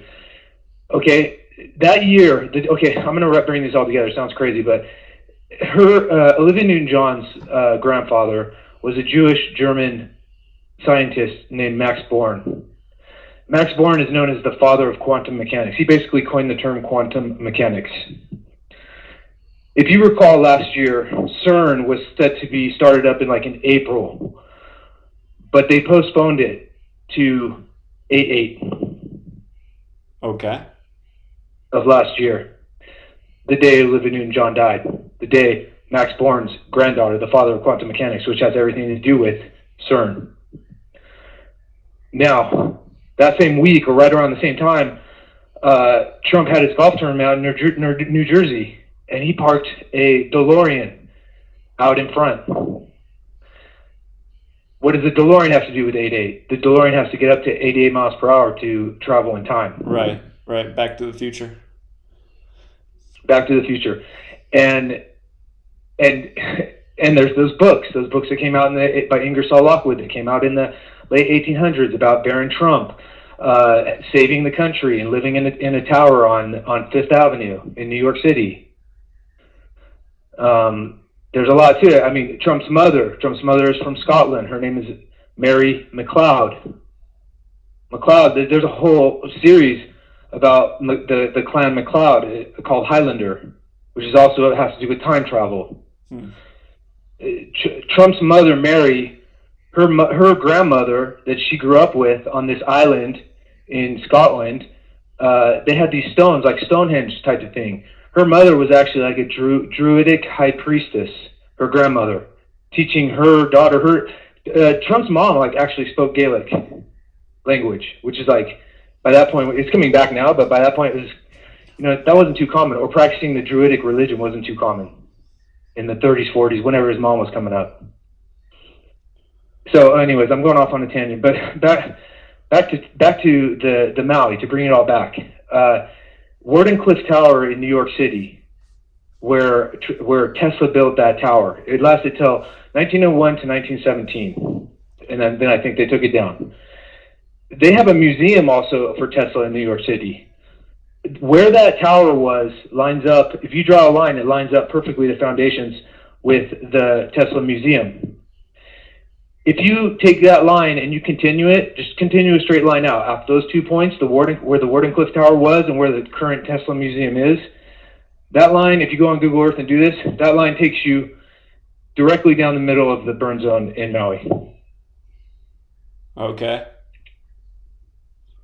Now, this seems crazy and even more of a tangent, but I had talked to you about Tom Hanks, because we know all of his movies are heavily encoded. And there's a movie called Joe versus the Volcano. And in that movie, he's sent to an island to be a sacrifice for a volcano for this tribe, because his girlfriend's dad is a rich billionaire that needs to get an element to make superconductors. So just on a hunch, I just typed in Tesla superconductors. And yeah, there is a Tesla superconductor.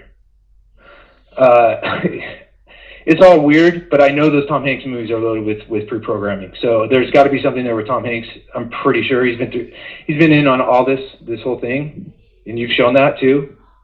You've shown that in the work. He's been involved in all this too. So that might be a leap, but I know that movie has something. And the other thing, and I'll leave you on this one. 519, maybe May 19th, 519. That will be exactly 9 months and 11 days from 8/8/2023. So this coming May 19th of 2024 will be 519. That'll be exactly 9 months and 11 days. And I mean, I don't know about 519. I don't know. Maybe you have ideas about 519 if there's anything there. But that 519 has been showing up in a lot of different stuff. It's been encoded in a lot of stuff. I can't name it off the top of my head, like movies and stuff like that. But 519 has shown up like as kind of like breadcrumbs or Easter eggs in some movies and different things. So that might be a date to keep our eye on. Okay. I mean, 5 times 19 is 95, right? Yeah. Indeed. So maybe there's something there. 9 months and 11 days from 8/8. So I don't know. They are amping up, right? I mean, it seems like this is just like drills. Like this is like they're amping it up and doing more sacrifice. That's true, but I see that something much bigger is coming. I think these are more like tests to see how much we'll put up with before the people, like everyone, will wake up. Sure. Hey, since we're looking at next May, I had circled May 7th, the 127th day of the year. That number's everywhere right now. But May 7th, yeah. Yeah. Good research, though. I appreciate it. I'll look more into it. Yeah, please. Yeah, and I just appreciate the work, and I appreciate all the callers, because, man, these people are making me remember things and kind of all this. The thing is, it's so strung out over such a long time, and they're hitting us with so many events that, man, I'm glad you have it documented like on your channel and whatnot, because it's so hard to remember everything. Yeah, it's a lot to keep up with, indeed. So, Indeed. all right. Well, thanks a lot. Have a good night. I'll let the other callers get in. Thank you. All right, yeah, take care. Let's go out to North Carolina, 252. North Can you hear Carolina. me, Zach? Yeah, how you doing? Good. What's up? Yeah. Before I want to get your take on something before I say anything. Do you really think, like, truly, do you really think that these celebrities are getting themselves into shit and are just pieces of shit and are just like getting involved with this shit and sacrificing people? Do I think the actual celebrities are doing the sacrifice? No. But what I'm saying is, so when you say sacrifice, obviously that's when you imply a personal thing. When you say a sacrifice and you bring it to a celebrity. So my thing is, do you think that it's these celebrities like, oh, well, I'm going to sacrifice so and so, blah, blah, or do you think, as opposed to this being a system, and it seems like only they're sacrificing for themselves, but really they're sacrificing for the order. Like the amount of people that die, I wouldn't be surprised if you looked at the amount, you come to an eerie similar number every year. These people are probably impacted. I've said very supernatural. I've said the same thing. It's like they got a quota they got to fill each year, and it's like, yeah, it's like that's the way the game works. You become part of their celebrity network. Now you open yourself up to losing people in your family, your loved ones, your friends, people close to you, and yeah, I mean, it's obvious that part of the sacrifice is for them to be in their famous position, but yeah, it seems like it's something more than that. I mentioned at the beginning of the show, I'm not sure that magic's not real. I'm not sure that this ritual sacrifice isn't like helping them like harvest energy so that they can cast and make the other crap happen that happens in the world. I mean, I don't exactly know how it all works. I don't have all the answers. I can see the rituals they're performing. But I've wondered the same thing. If there is like, if we actually took the time to add it up each year, if there is a quota of lives they have to take, maybe they have to take 201 celebrity lives in a year or something like that. Who knows? But it does seem that way. So. Yes, correct. Yes, indeed, it really does. And I mean, I say yes, some of it is like, oh, they fall into the celebrity network, but you got to really understand what it means, right? This is why a lot of people don't resonate with your work. You have to really understand what it means when I say Isaiah Thomas equals 1, 2, 3, and he was born on December 3rd. Do you know what that means? That means that this person's birth was contrived. That should be something that you can't control, and that's well, not necessarily put together. It doesn't necessarily mean it was contrived.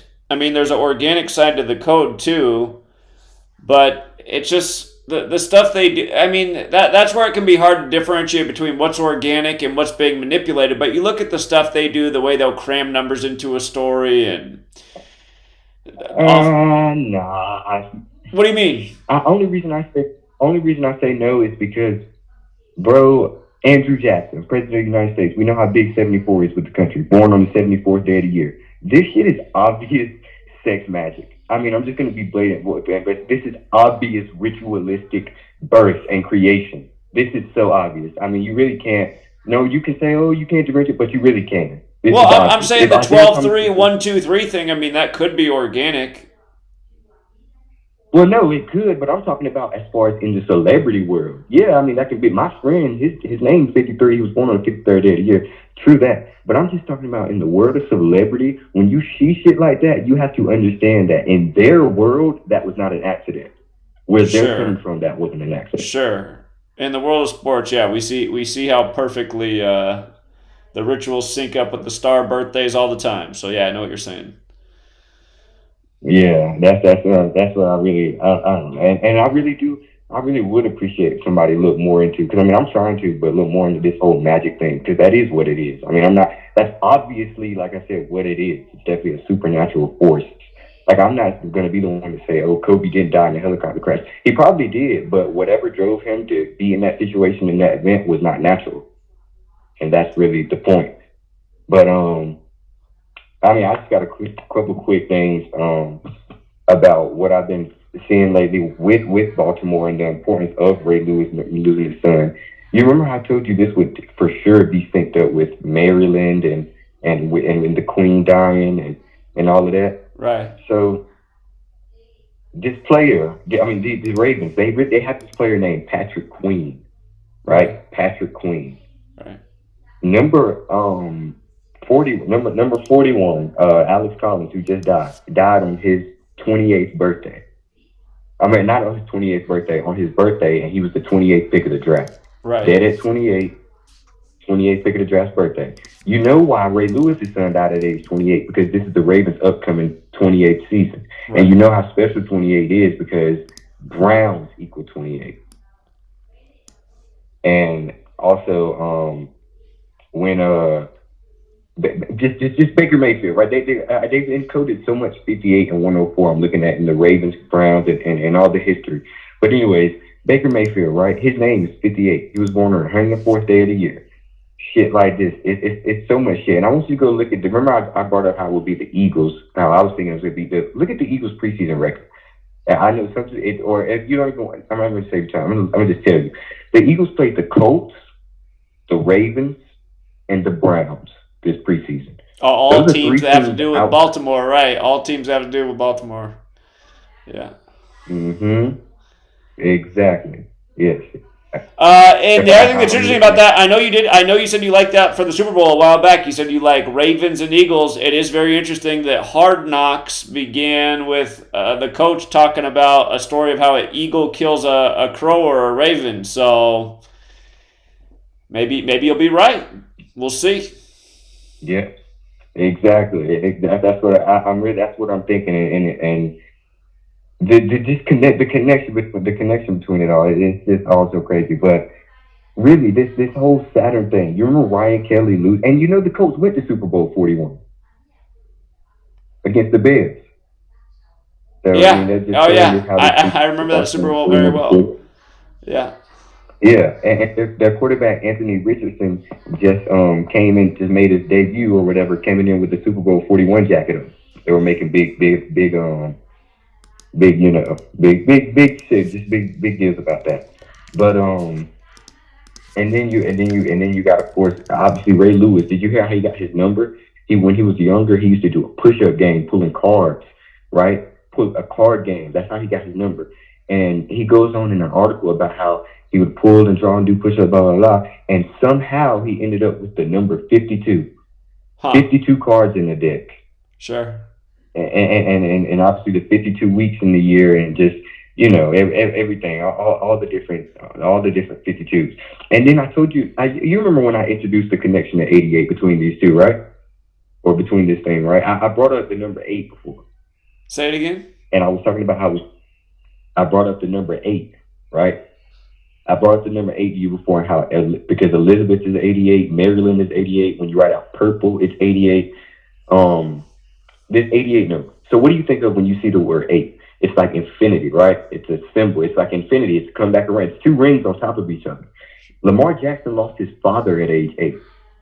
Jim Brown, dead in his 88th year of life. When you write out Baltimore Colts, it equals 88. The founder of Baltimore, which, like I said, was on the 211th day of the year, the founder of Baltimore was born on August 8th. Ryan Maddle, the dude who just drowned, born in 88. Brooklyn Queens Day, the name of that holiday for the shoot, 88. City of Baltimore, its official name, 88. Colts, when they went to Super Bowl 41, that was the 88th NFL season. Kirk Cousins, number 8 in purple, born in 1988. It's just, they do so much ritual. They do so many rituals with this number, with the number 8, and Jewish equals 88.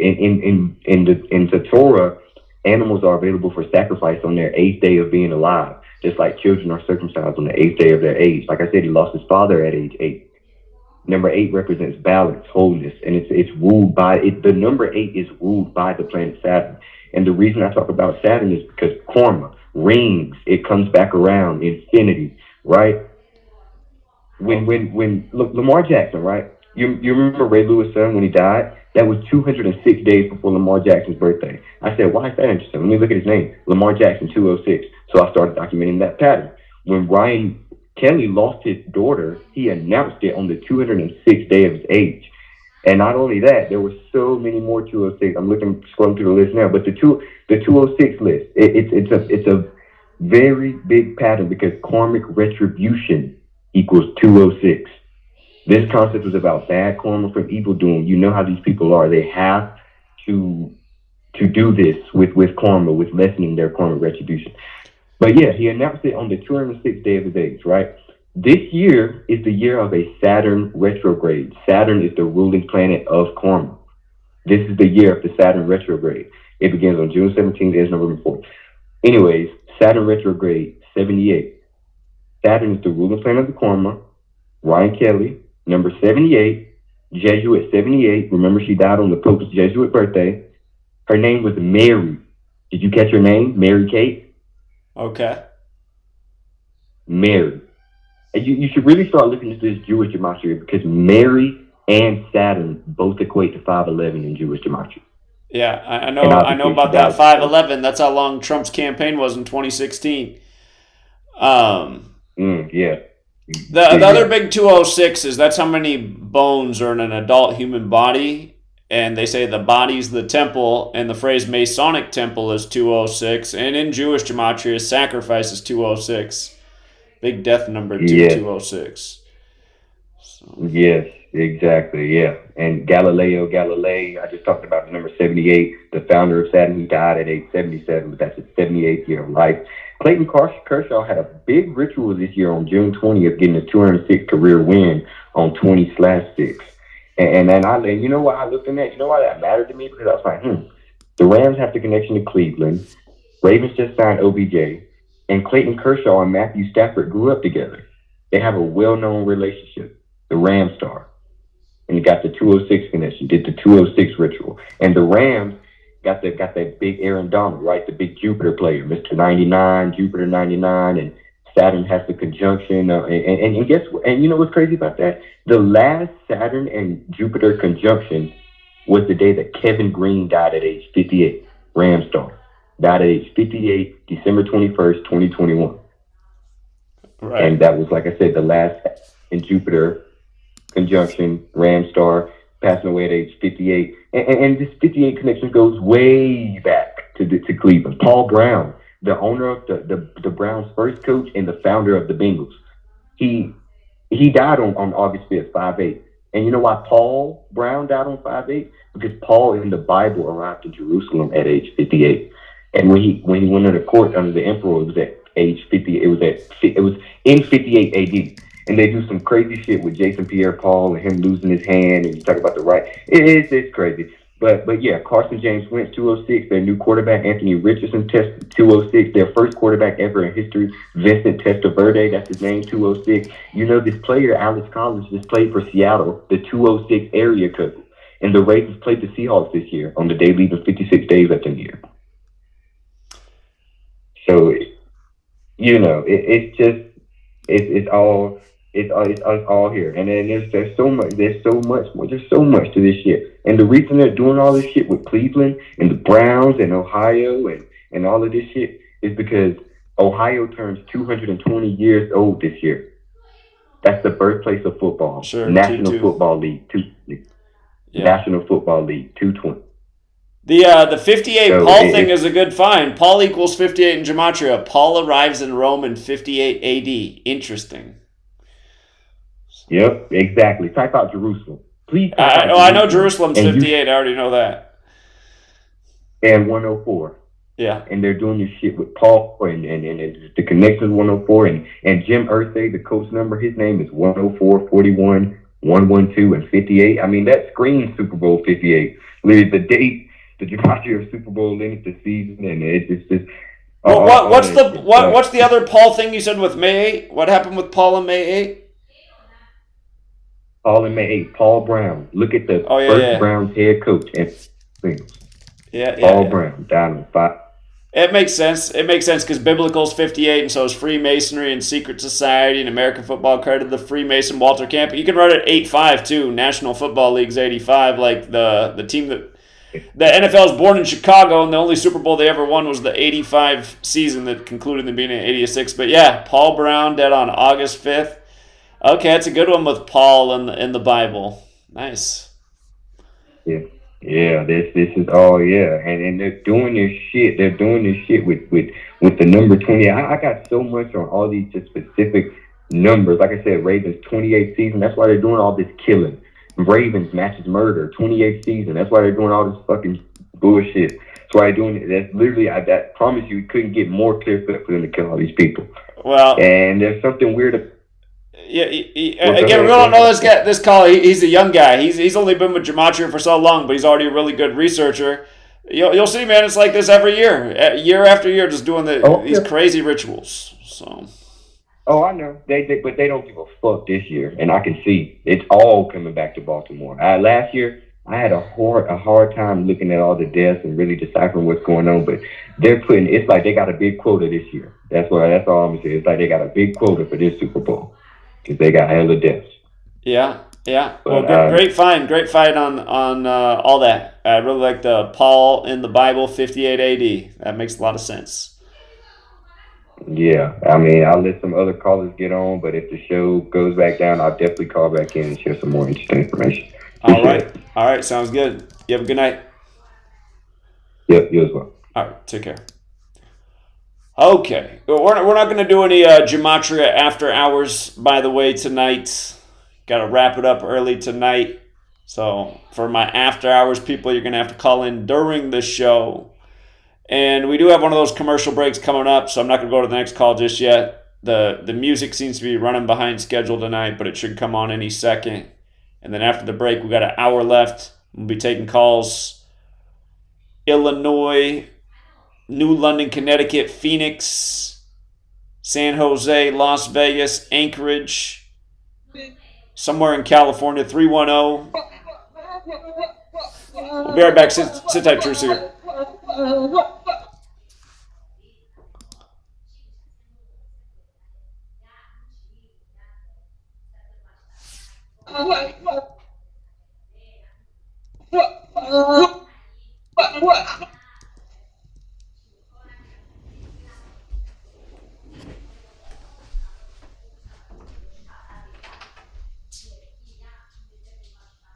Censorship and regulation is becoming an ever-growing problem in today's modern media.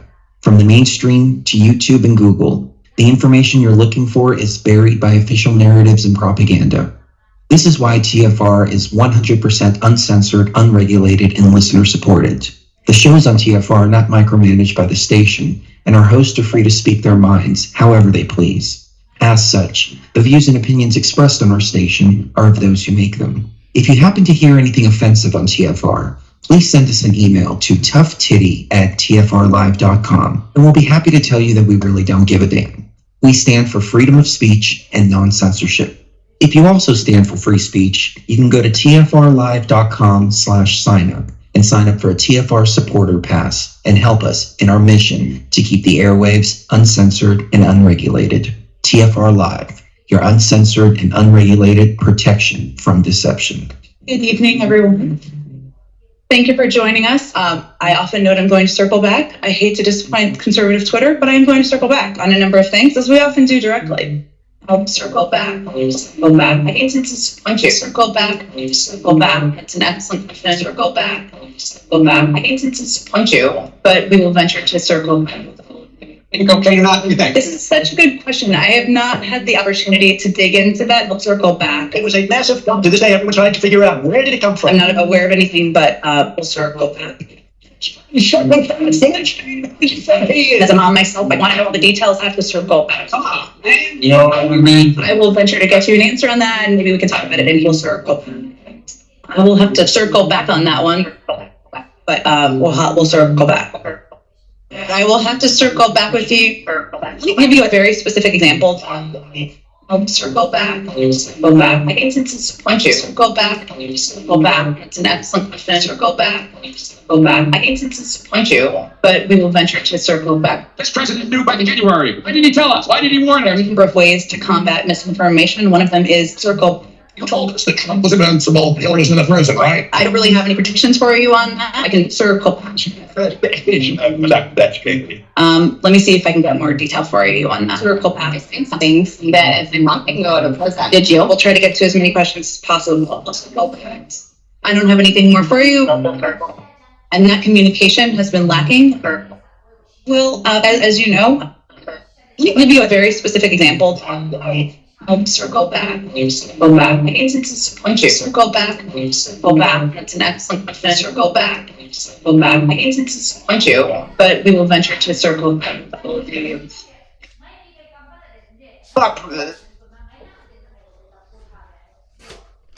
This is Truth Frequency Radio. The wicked one, obviously under heavy Masonic influence.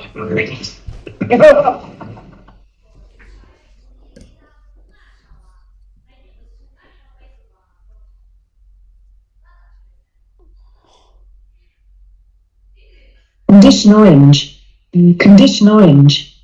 Situation Delta in effect. Please enter your agent number now, followed by the hash key. Don't watch.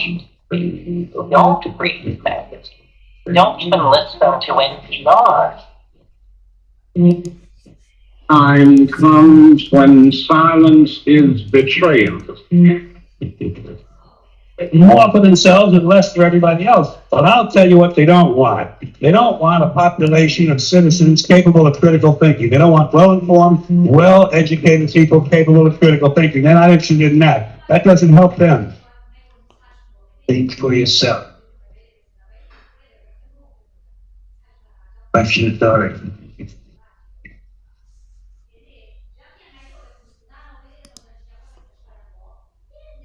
This code has been compromised.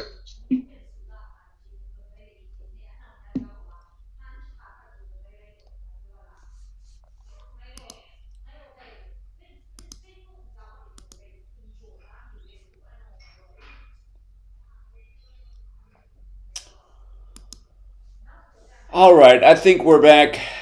Again, we're having some sound issues. I can't hear exactly when the breaks end. But we're doing our best. We've got an hour of show left. Let's take your calls the rest of the way. And again, the best call is one that's just like one that sticks to one clear idea. When people start calling in, they're decoding this and skipping over to decoding this and throwing out 3 more numbers here and a different decode here and 2 more numbers here. Again, you guys, those calls are never good for the air. If you can just call in about like one clear thought, idea, question, those are always the best calls. Let's go out to 860. 860, you're on.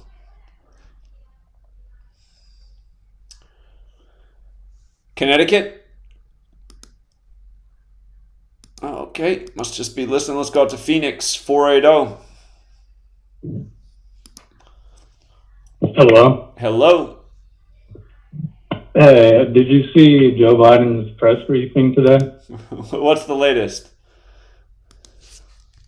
Since I came into office, the U.S. has burned up enough territory to cover the state of Maryland. Interesting. What he said today. Interesting. And, yeah. And he was asked a question, and because he said in the future that they should turn off the power grid when there's a natural disaster. And then a woman questioned him, and he kind of worded it out so it wasn't so clear. And then she said, so you're talking about turning the power off for millions of Americans? And then he started stumbling and, you know, oh, I'm not an expert in that area. He actually made, when I look up the remarks about burning the state of Maryland, he actually said those remarks earlier this year, too. He's actually been saying it all year. It looks like the first time he said it was April, then again in May. So it's something he's repeating over and over, like the state of Maryland. And I like, he took a few questions at the end, but it was a woman who kind of scolded him with that question. And then he scuttled off. But I had a sports, if I could do one more real quick. Sure. Oh, well, also, we remember the Ravens, their last Super Bowl win, the power went out. Mountain Dew pitch black is purple and black like the Ravens jersey.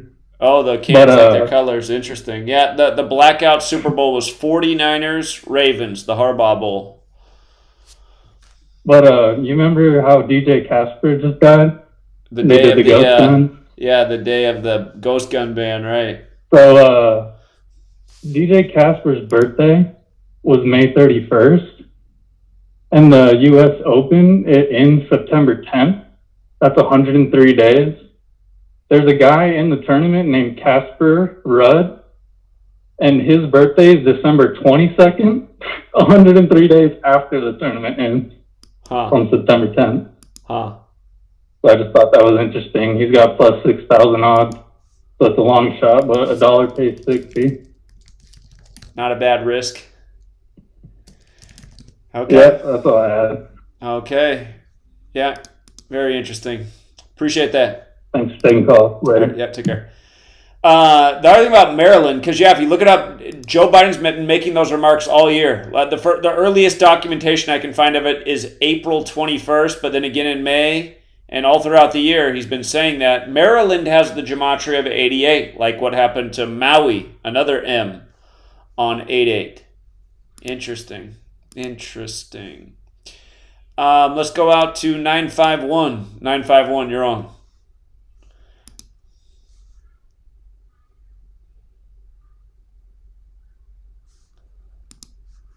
A lot of just listening tonight on the call-in line. Let's go out to 702. Hey, shalom, Zach. How you doing?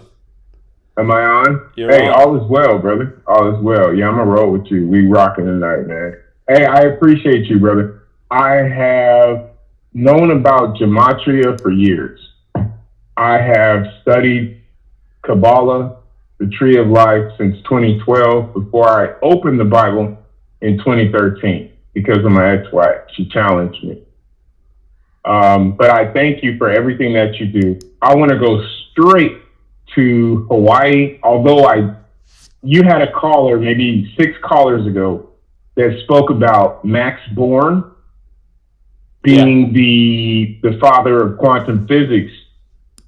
But we know about Max Planck, right? Being the father of quantum physics. He was phenomenal. I would love to talk about what he's talking about so much.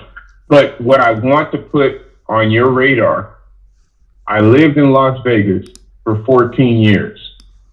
I am a political science major out of UNLV. While I was taking my political science classes, I learned that Las Vegas is known as the 9th island. There is a city or a municipality, I'm not sure what they call it legally, called Paradise, Nevada, which is right there, within the corporated, Las Vegas area. But Las Vegas is known as the 9th island. Did you know about that? I didn't know that, no. Ooh-wee, watch. Ooh-wee. It's about to get, you're about to take that and just help so many people. Yeah, Las Vegas is known as the 9th island, brother. Okay. Yeah, and okay, go ahead. No, I'm listening. So what is it about the 9th island? Well, for me, I'm from Oxnard, California. I'm a beach boy. I'm from Oxnard, California. I moved to Las Vegas around 2005. And it's interesting. That's one of the days that they had snow. That's like the first day that I got there. And snow is, they control the weather. I know what's going on, man. I'm always looking up and looking at the stuff going on in the sky, what they're spraying. And I basically I have a bit of a comprehensive understanding of, what types of chemtrailing brings on a certain type of weather.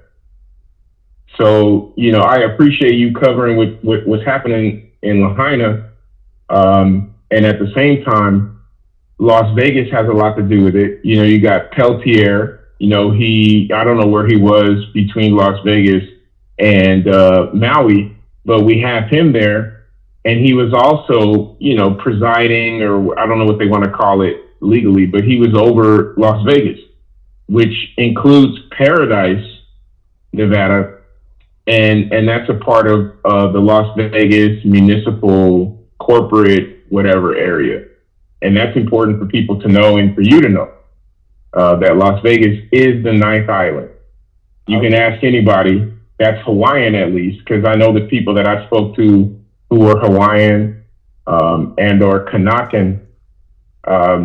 When I asked them about that after I learned it in my classes at UNLV, This is back in 2015, 2016. And I asked them, I say, is Las Vegas the ninth island? And they say, yeah, we know about that. We know about that.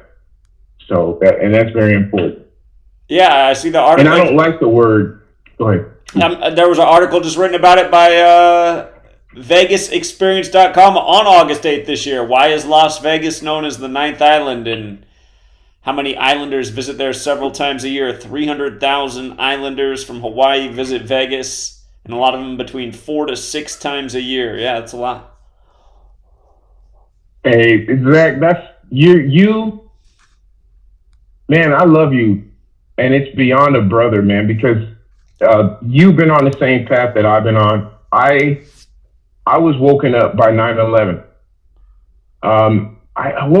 It was Flight 91.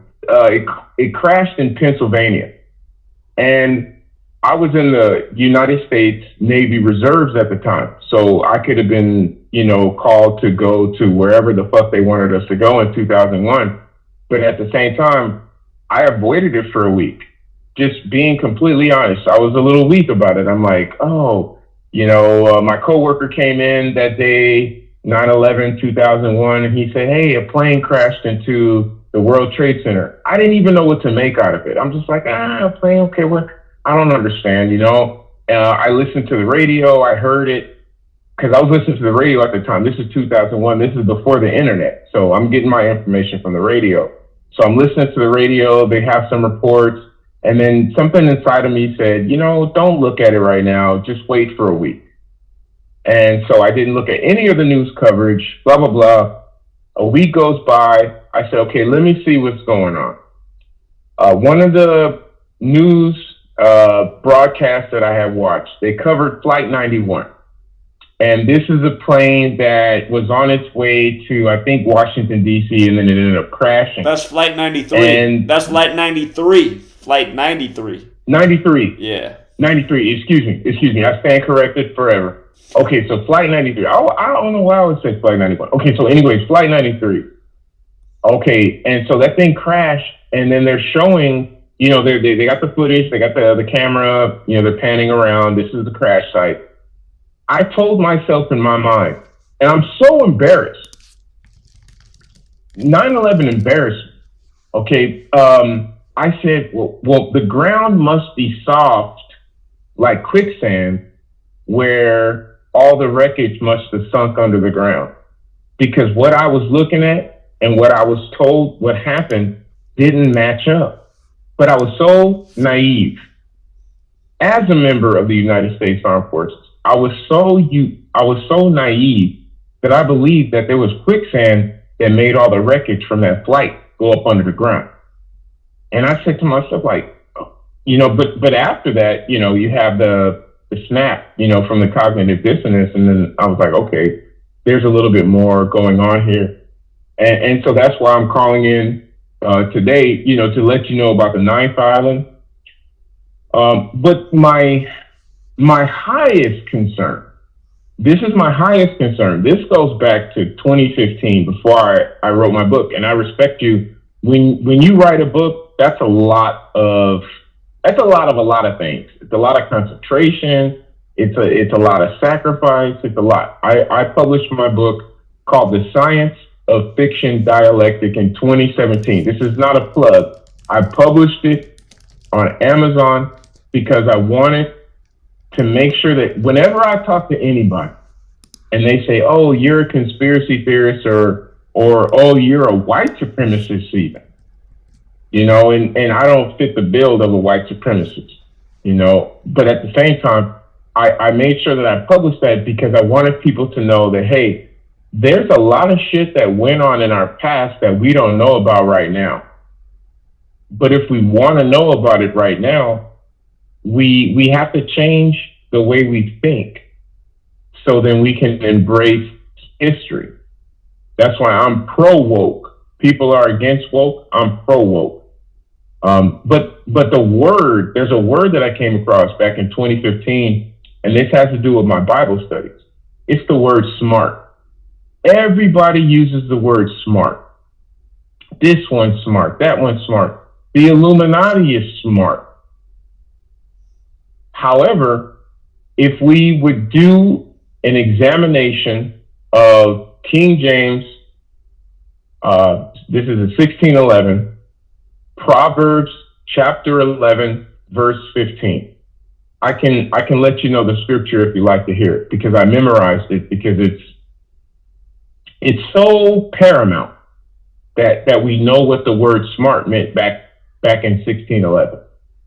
Because we use it today and we have no idea what that word actually means.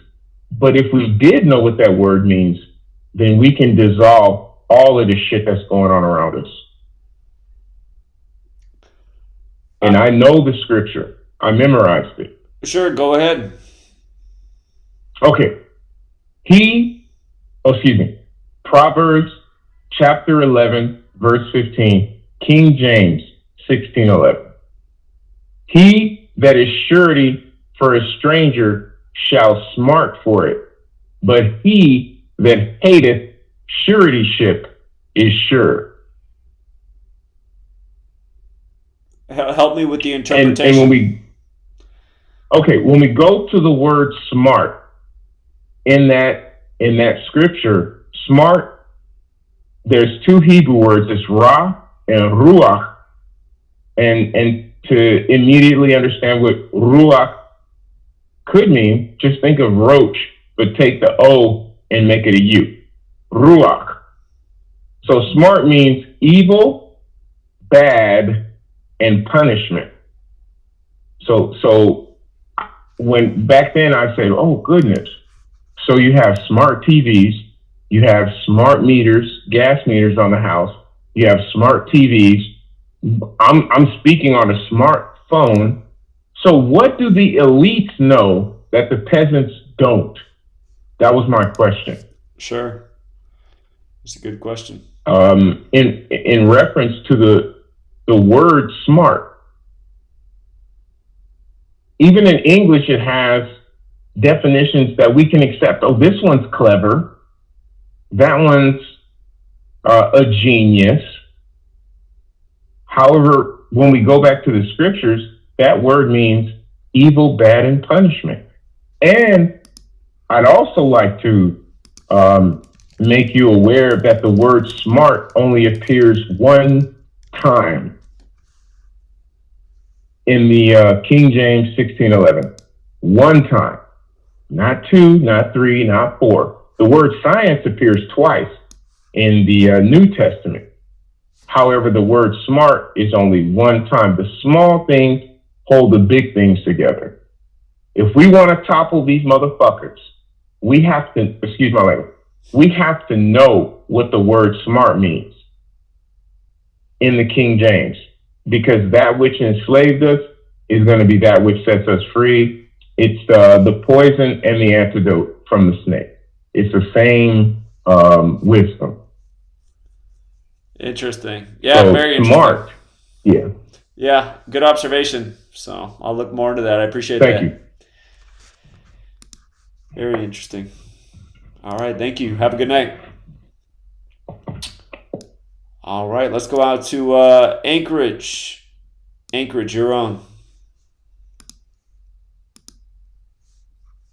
What's going on, Zach? Can you hear me? I can. Excellent, excellent. I wanted to call in and just point out a couple of different things. This is my third time calling, and it's been quite some time since I've touched base with you. But just a 201 to put into your book, or just put it out there. I don't know if you know this one or not, but Trump goes to jail is 201. It's also 204 or 24. The 24th election that's coming up next year. And I also wanted to put a couple of things out there as well. That match up almost all four ciphers. It's King BTC, as in like Bitcoin and Charles. Obviously, those are both pretty big at this point. If you wanted to put those in there, and then also Fire Ritual. I don't know if you know this one or not, but Fire Ritual is 119 and 56.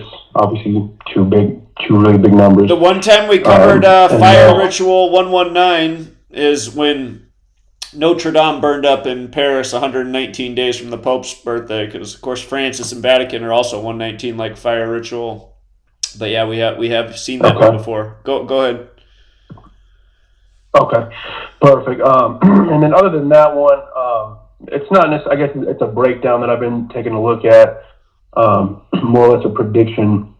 I think that there's a possibility that China invades Taiwan on Labor Day, 9/4.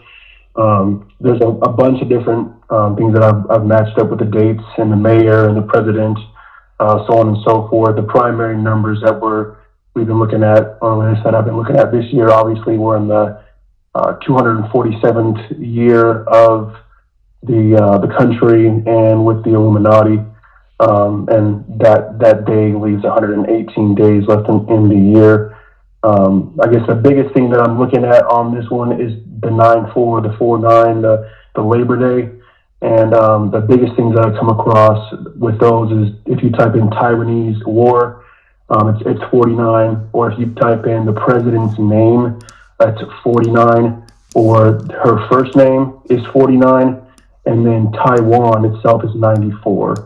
On top of that, if you look at the mayor's name of Taiwan, it's also 94, and if the day of September 4th or Labor Day, that would be her 223rd day of her age. It would also be Joe Biden's before his upcoming birthday on the 20th of November. It'd be 2 months, 2 weeks, and 3 days, or 223 of the year that we're in. There's a few more things that I've put together, and I can most certainly email you this breakdown. I don't want to go too in depth, like you said earlier, about putting too many numbers out there. And I know you're not too big into predictions, rather than you like to break down the current events that are going on. But I think this could be a pretty comprehensive breakdown, honestly. Sure, that 9/4 is not a bad projection. I mean, that's a huge number. 94 had a lot to do with COVID out of China. Now, if that was the latest chapter, it'd be the latest 94 thing with China.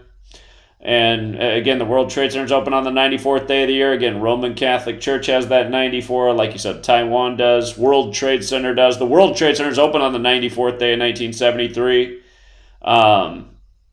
Yeah, we'll keep our eyes peeled. It could be. Taiwan's got the 23 in it as well. It's 2023, so. Yeah, I guess one more thing to put out there. Taiwan was founded on January 1st of 1912. So on the day of September 4th, it would be its 111th year, and the day would be 247th day of its age. So again, another 247. Obviously going back to the year that we're in for the country, and obviously the Illuminati. But the 111 kind of goes into, again, the president, her name, if you type in president and her full name, equals 111. Chinese invasion of Taiwan is 111, and then China invades Taiwan is 111 as well. Obviously 111 is a huge number as well, but yeah, that's the majority of what I have, and I can send this to your email if you'd like. Sure, GematriaEffectNews at gmail.com. Thank you.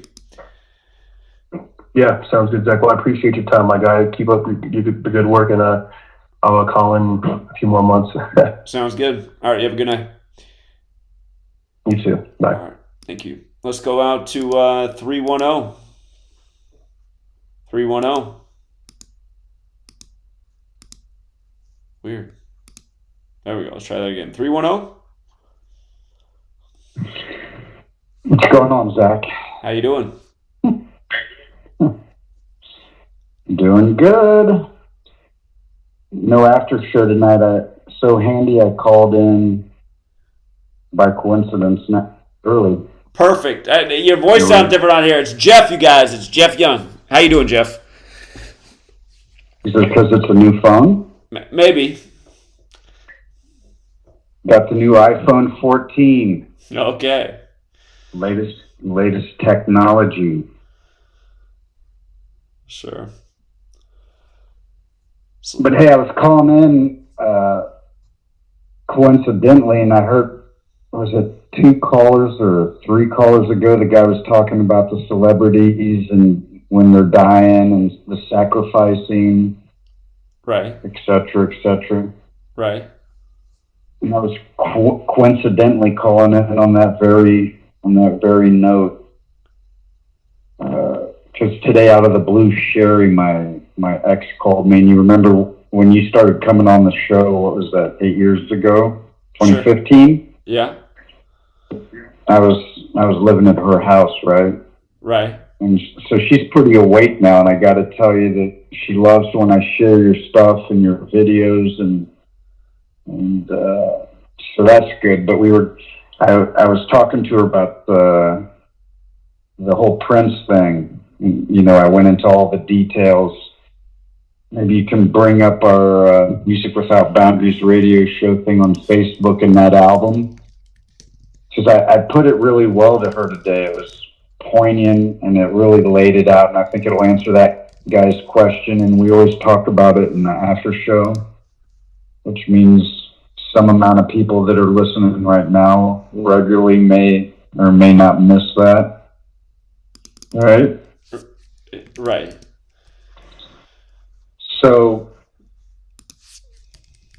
by a show of hands in the chat, how many people heard any of Prince's, the final thing he did before he passed away was a band where he was surrounded by all female musicians. I think maybe it was him and 3 girls, right? And his band was called Prince and Third Eye Girl, right? So by a show of hands, how many people own any of their albums, the Prince and Third Eye Girl, or can name one song by that band, or saw them in concert, or on any of their videos or performances? I'll give it a minute. They're looking in the chat. Always thank Charm One, because she always drops the King of Thrash YouTube. Oh, Jeff, we got a commercial break real quick. We'll be right back with Jeff, you guys. Sit tight.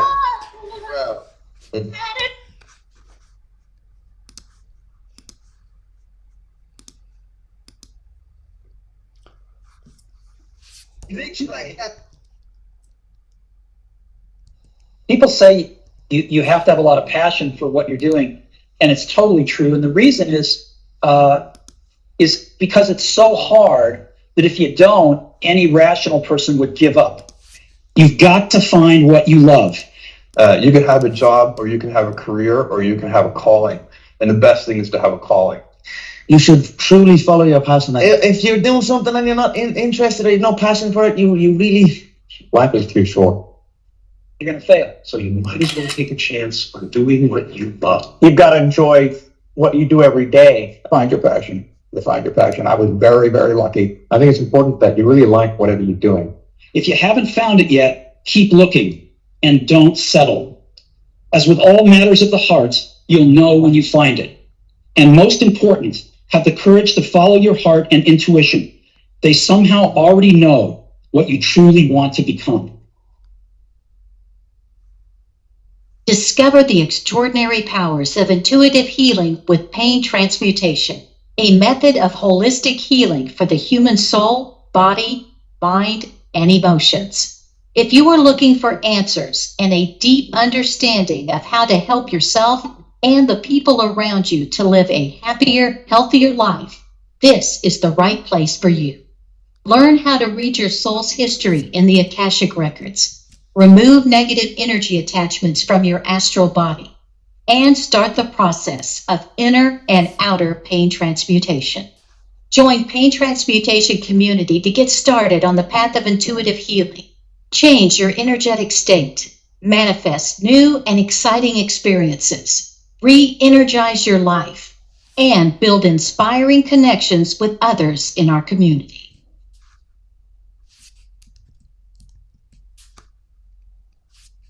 Hey everyone, it's Mark Sargent from Strange World, broadcasting live every Tuesday evening, 10 to 12 Eastern, 7 to 9 Pacific, right here on True Frequency Radio. Strange World covers a wide range of topics, from enclosed world theory to lunar waves to the end of the world in film.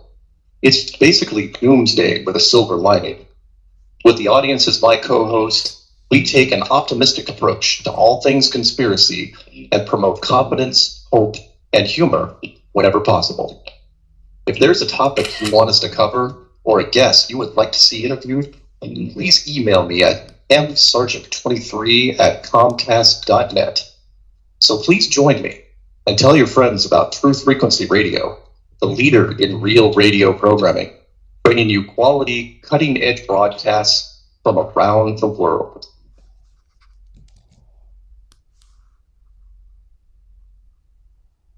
Tuned into the truth frequency. Your protection from deception. TFR. Truth Frequency Radio.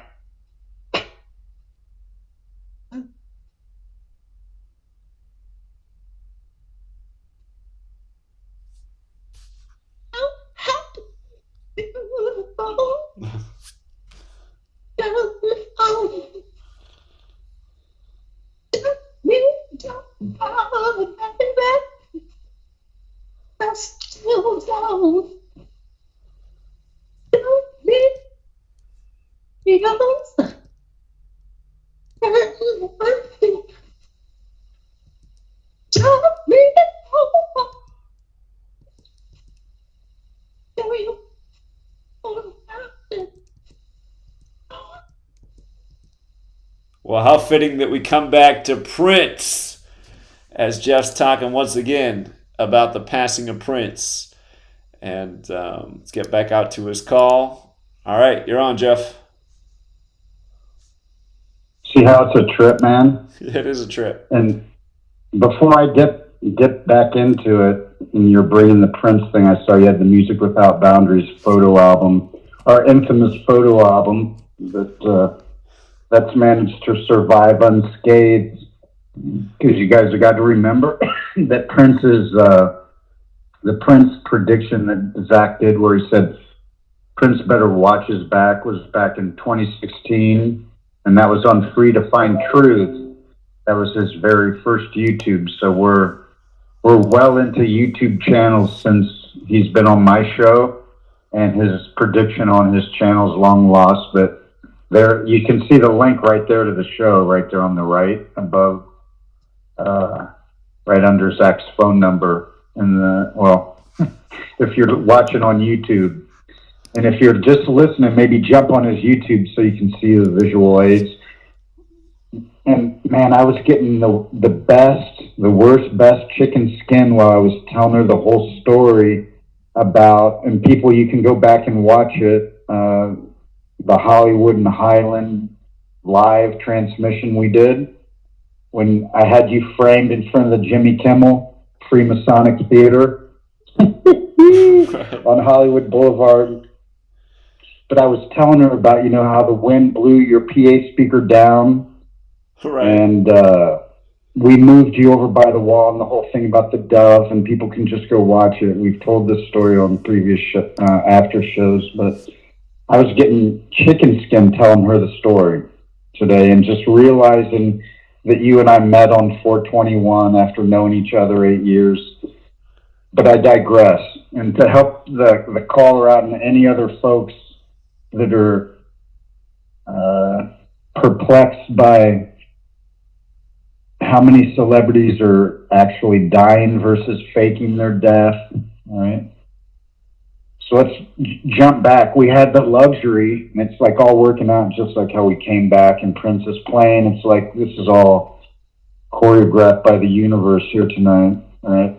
So we had that extra time during the commercial break for all the people who heard Prince's amazing band that I played on my radio show. I have their albums, Prince and Third Eye Girl, but not one person in the chat reacted that they've heard this band. So let's start there. An artist as vital as Prince, who's written songs not just for himself, millions of hits, but for like Sinead O'Connor. You guys were just talking about Nothing Compares to You. And he did the same thing with that song, with the 2 and the letter U, right? So he wrote for Sheena Easton and Joan Osborne. What If God Was One of Us is another one of his creations. He ghost wrote under the name Christopher a lot. Interesting. A new pseudonym in his quote-unquote afterlife, right?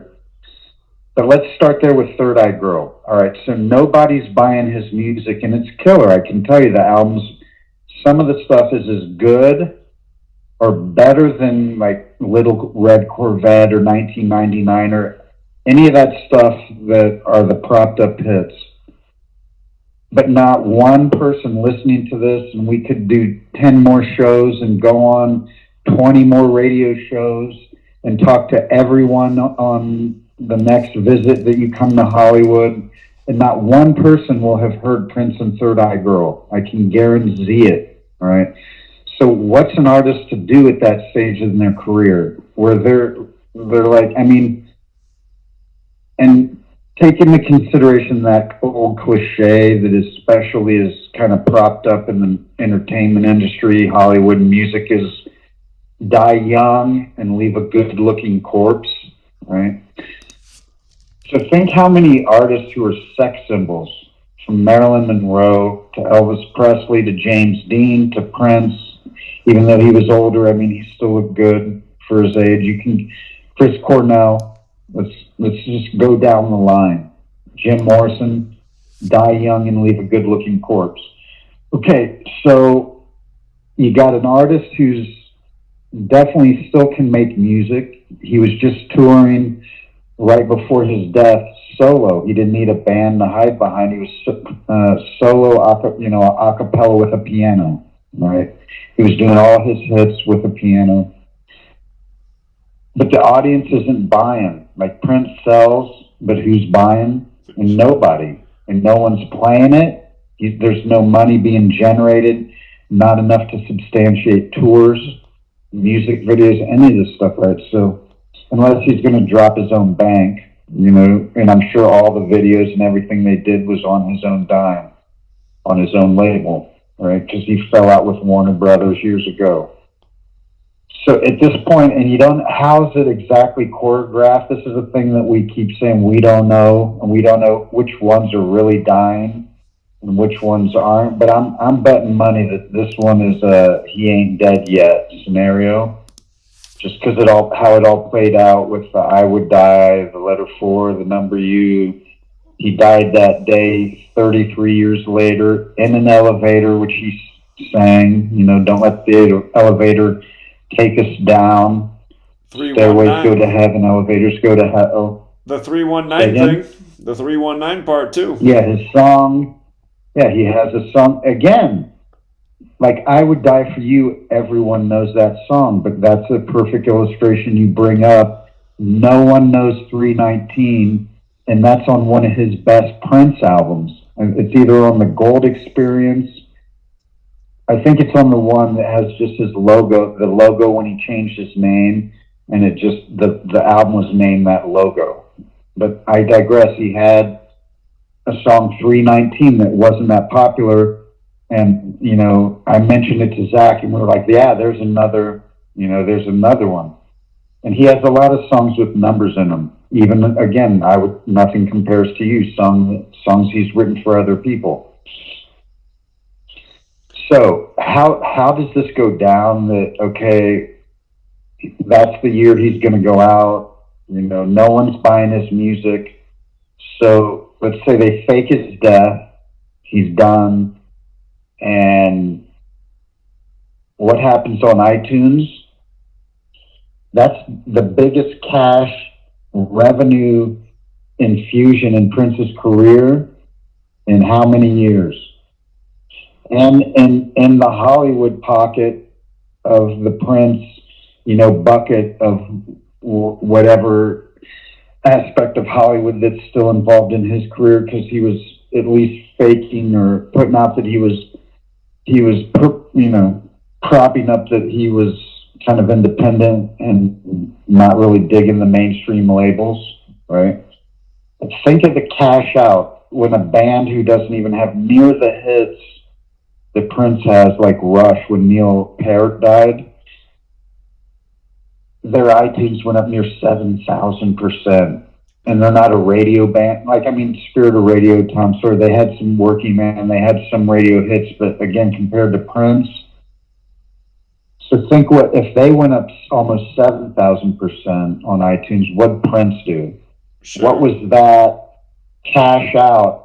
That's like pushing all your chips to the table. I'm cashing out now. I had my career. I had my run. I can die still. People, the image in everyone's mind, he's still good looking. He's out. He can go live in Paisley Park and no one would know it. He can leave in disguise. I'll show you. We'll hop into another album since Zach's right here before we go, and I'll show you Prince in a fake as fuck mask. Like right after his death, he went on Nickelodeon, some award show on Nickelodeon, dressed as his sister, who was the same height, kooky glasses, totally. She just like suddenly there was no sister. I followed Prince since his first record. I've never heard of any siblings, like in most, like the Jacksons and, most artists that are that big, at least one or some of their siblings, right? Okay.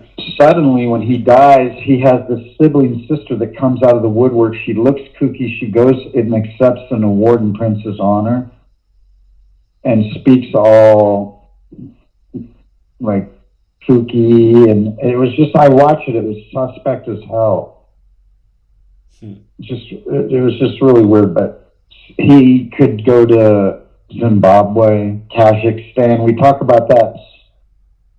So many people have seen that movie Borat, and I mentioned that to everybody because this is how they use Hollywood.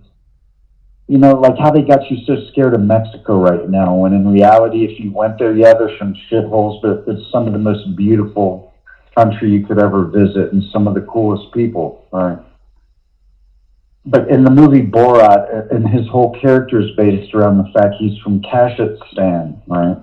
Which in the movie they portray Kazakhstan like it's a third world, like farmers doing their sheep, just like someplace you wouldn't even be interested in researching, thinking about, definitely not vacationing there. Sure. Definitely you don't want to do that. But I just, for some reason, I don't even know, someone mentioned that in some video or I started seeing the skyline of Kazakhstan. Just Google it yourself. Like try to find it looks like Emerald City, right? Like Oz. Like they're funneling money there, and they don't want you going there and knowing there it's like another Israel, right? Or another Switzerland. So Prince could be there. He could be on Celebrity Island. We talked about the commercial with all the celebrities. Right. Who all they got? They got Marilyn Monroe, Bruce Lee, James Dean, Kurt Cobain, and a ton of other people. Yeah, it's a UK. Was it a UK beer? Yeah, a German beer, maybe a German beer company. Maybe it was Germany. Somewhere in Europe, they had this commercial. So again, we didn't have the luxury of seeing the predictive programming in this commercial in America, but I think it's on YouTube because we've pulled it up before. Yeah, there's so much land we don't know about. There's a meme that floats around like where the skeleton at the desk where it says still waiting for a friend request on Facebook from Greenland. What's Greenland? Is it like are there really people there? How many people? We know that North Pole and the South Pole have beautiful weather, fruits, and all kinds of stuff that we don't know about, which is why the Rothschilds have a property right on an island, right on the tip of South America, where they can just jet set right down there, just cruise right down there to Antarctica, sure, and enjoy. They have us believing one thing about the matrix we live in, how many continents there are, what the geography of these continents are. We all know that North Korea is a propped up movie set country, and that they turn, what's his name, Kim Jong-un, Chop Suey-ga, they turned him 33 2 years in a row. They did. Like no one even blinks an eye. Yeah, for people who don't know that, they did. They really did. They brought attention to his 33rd birthday 2 years in a row on CNN. And then we saw at that time Wikipedia changed his birth year from 83 to 84. He used to be born in the same year I was. But yeah, it's like, what a joke. Yeah, CNN, who's located on the 33rd meridian down in Atlanta, Georgia, or down in Georgia near probably we should do a distance mapping on how far from the Georgia Guidestones that CNN headquarters is, but I digress. Sure. Hey, Jeff, somebody pointed out something in the chat I'd never heard before. Did you know that Prince's former girlfriend, Kim Upshur, died November 15th, 2015? I find that interesting because that's the day leaving 46 days left in the year, and then it was 3 months later exactly that Vanity died at age 46, the day of the Grammys. But That's the 2016 Grammys, and let me just throw a little side to people that Zach and I didn't know each other that well back then. Like, I didn't even have his phone number.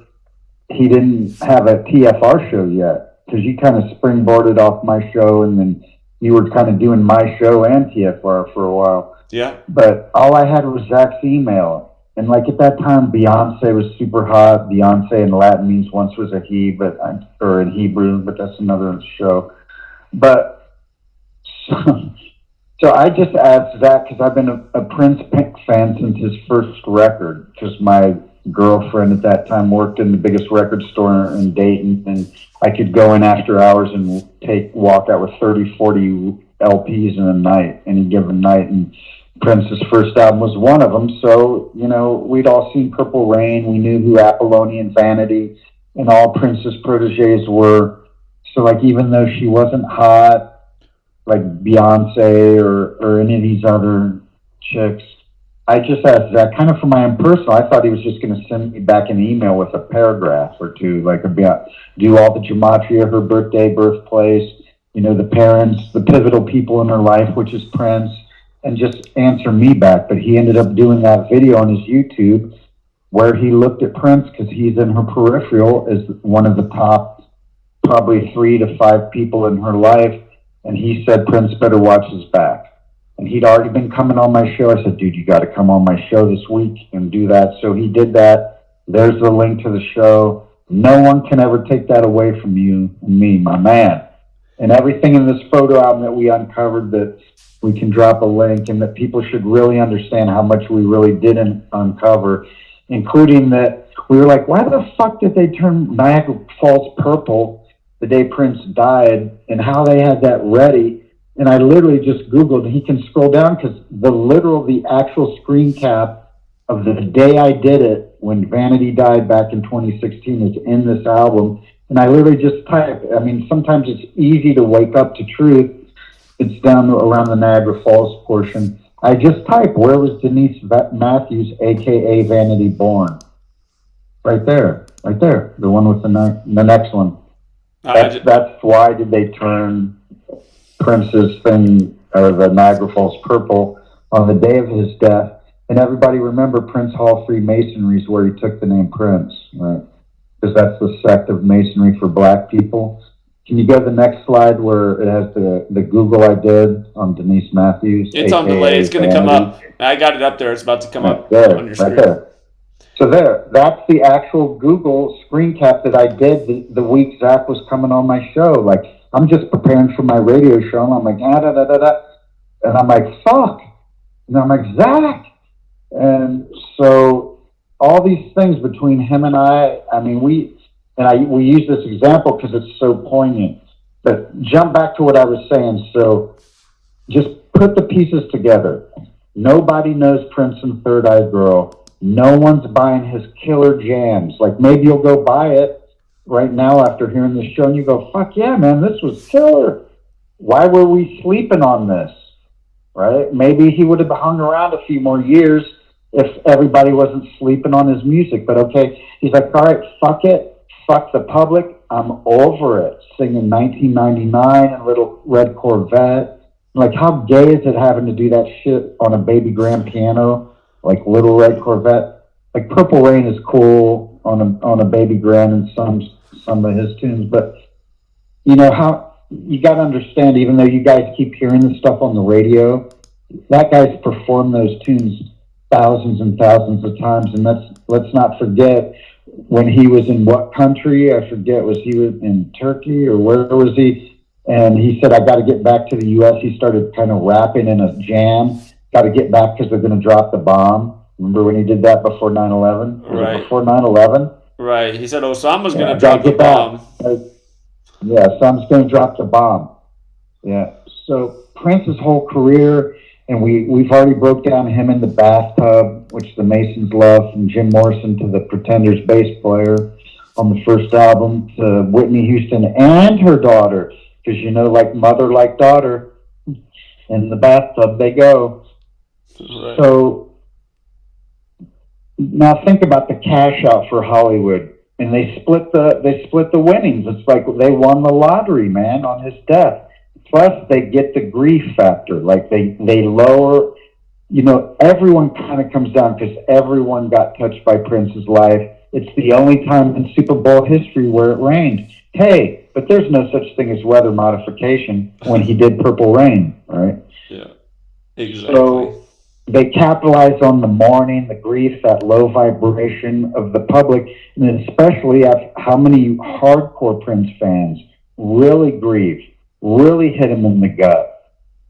Still bumming out. I'm in Prince groups on Facebook, still watching people mourn every day in my news feed, right? So think of all the win,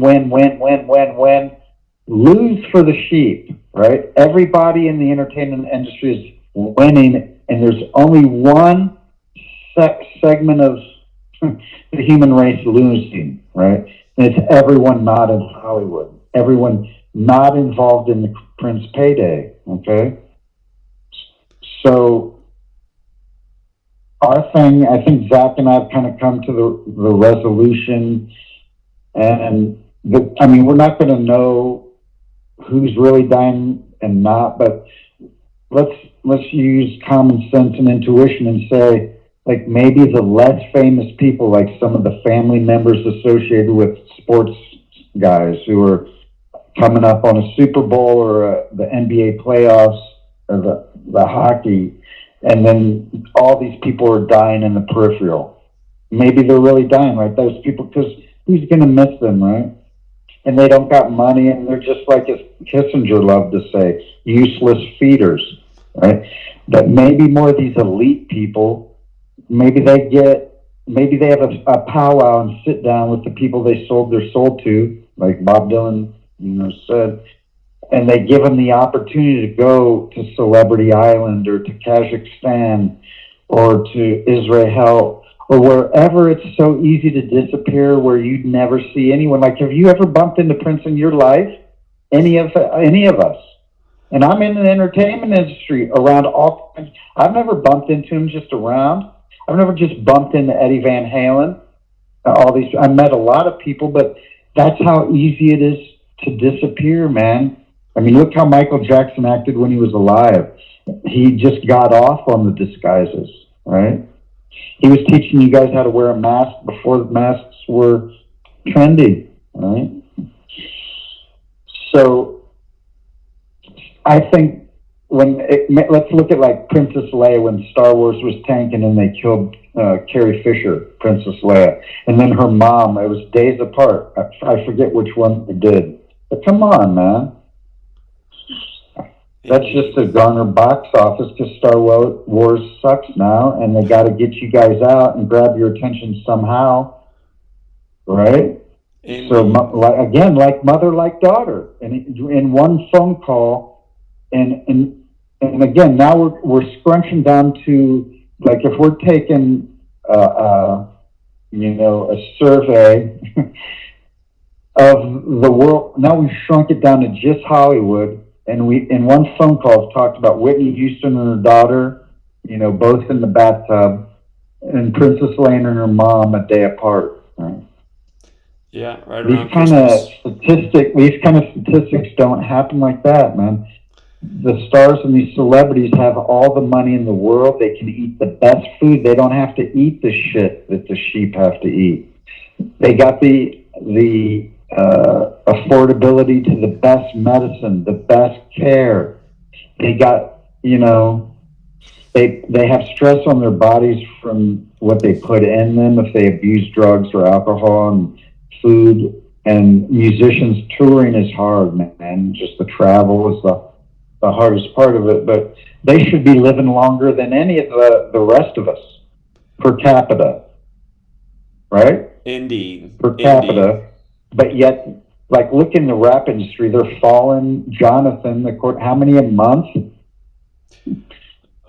Last year, I mean, think like, there were over 200, we don't know 200 rappers hip-hop till they lists. die. That's how rappers get famous now. They do what Juice WRLD did, and they make some jams for a year or two, and then they fake their death, and then they go. So Juice WRLD faked his death, and maybe Prince, because he told you on his Twitter. We showed you his tweet of that last week. So some of them, it's a case-by-case basis, and why is it so hard for people to wrap their mind around when it's not all one way or the other? Indeed. Jeff, the music's about to start. The music's about to start, so it is already the end of the show. But take a breath. Indeed. Is this the end? It is the end. Is this the end, as Jim Morrison said? It is the Well, end. you guys get the idea. Yeah, you get the idea. It's on a case-by-case basis. They're killing, they're faking, and they're fucking you up the where. Indeed. All right, we'll leave it there, taking guys. your money back. We'll be back next week. Appreciate it as always, Jeff. Thank you. Yeah, man. All right, you have a good night. Thank you. Yeah, you guys check out Jeff's show, Music Without Boundaries, on the Spreaker platform. And hey, if you guys want to support this work, a great day to start would be today. You can support the work through the Patreon page or other places. And I'm trying to stop the bleeding. Every single month since April of 2022, the support has gone down every single month systematically. And again, that's when we traveled out to Oklahoma City to wake up, that town to what really happened on April 19th, 95. But we are out of show, Truth Seeker. The TFR has ended, and again, we're not going to do the after hours tonight, but do appreciate everyone who phoned in, everyone who hit the like and the share, and already tomorrow, the last day of August, and then on to the 9th month, be 4 months remaining, September, October, November, December, but going to stay on the grind over here. Again, trying to finish up some short books very promptly on the upcoming election and what people can expect, how they're recreating, the divides of the past through politics like they've done before. But that book's coming. The Kobe book is coming. And the Maui book is coming. And I'm just worried that the Maui one, no one's going to look at it because everyone's going to have forgotten about Maui with all the latest climate disasters. Because the media, they kind of made a big deal about Maui, but then they just moved on real quick and didn't say much. And it's sad. It's sad. It's sad that there's no real investigative journalism. But that is the plan for now, Truth Seeker. And I do plan to do some traveling here in the region. University of Idaho. I'm going to go out there and talk about the Kings Roads killings last year. The killer who supposedly went to Washington State and lived in apartment 201 only to be arrested in the president's hometown, Scranton, Pennsylvania. And then I do anticipate we'll be out at the Seahawks Stadium the weekend of September 10th, since we're not going to be in New York this year for 9/11. Probably not, and I'm really disappointed about that. I do want to make New York 9/11 an annual thing. I want to make Oklahoma City April 19th an annual thing. I want to make a lot more travel happen, but yeah, the financial support, it fell off a massive cliff since we started going out and pounding pavement. Ever since I started trying to grow resources for the work, it grew consistently from when it launched in September 2018, and it grew until we started going out and really bringing big groups of people together on symbolic dates like April 19th and September 11th. And I don't know. It just seems like every month it just clamps down more and more. I imagine if I advertise football season's back, we'll get a boost. But, I don't mind that people support the work for those reasons. I just wish more people supported the work to get more out of it than sports picks. I wish people supported the work because they thought the work was important and it needs all the things I've been talking about for years. We need enough funding to do big things. Hire a team of people, make things happen, but I don't know, somehow, some way, people just can't find that $1 a month. So we'll leave it there for tonight, Truth Seeker. Again, thank you to everyone who hits the like and the share.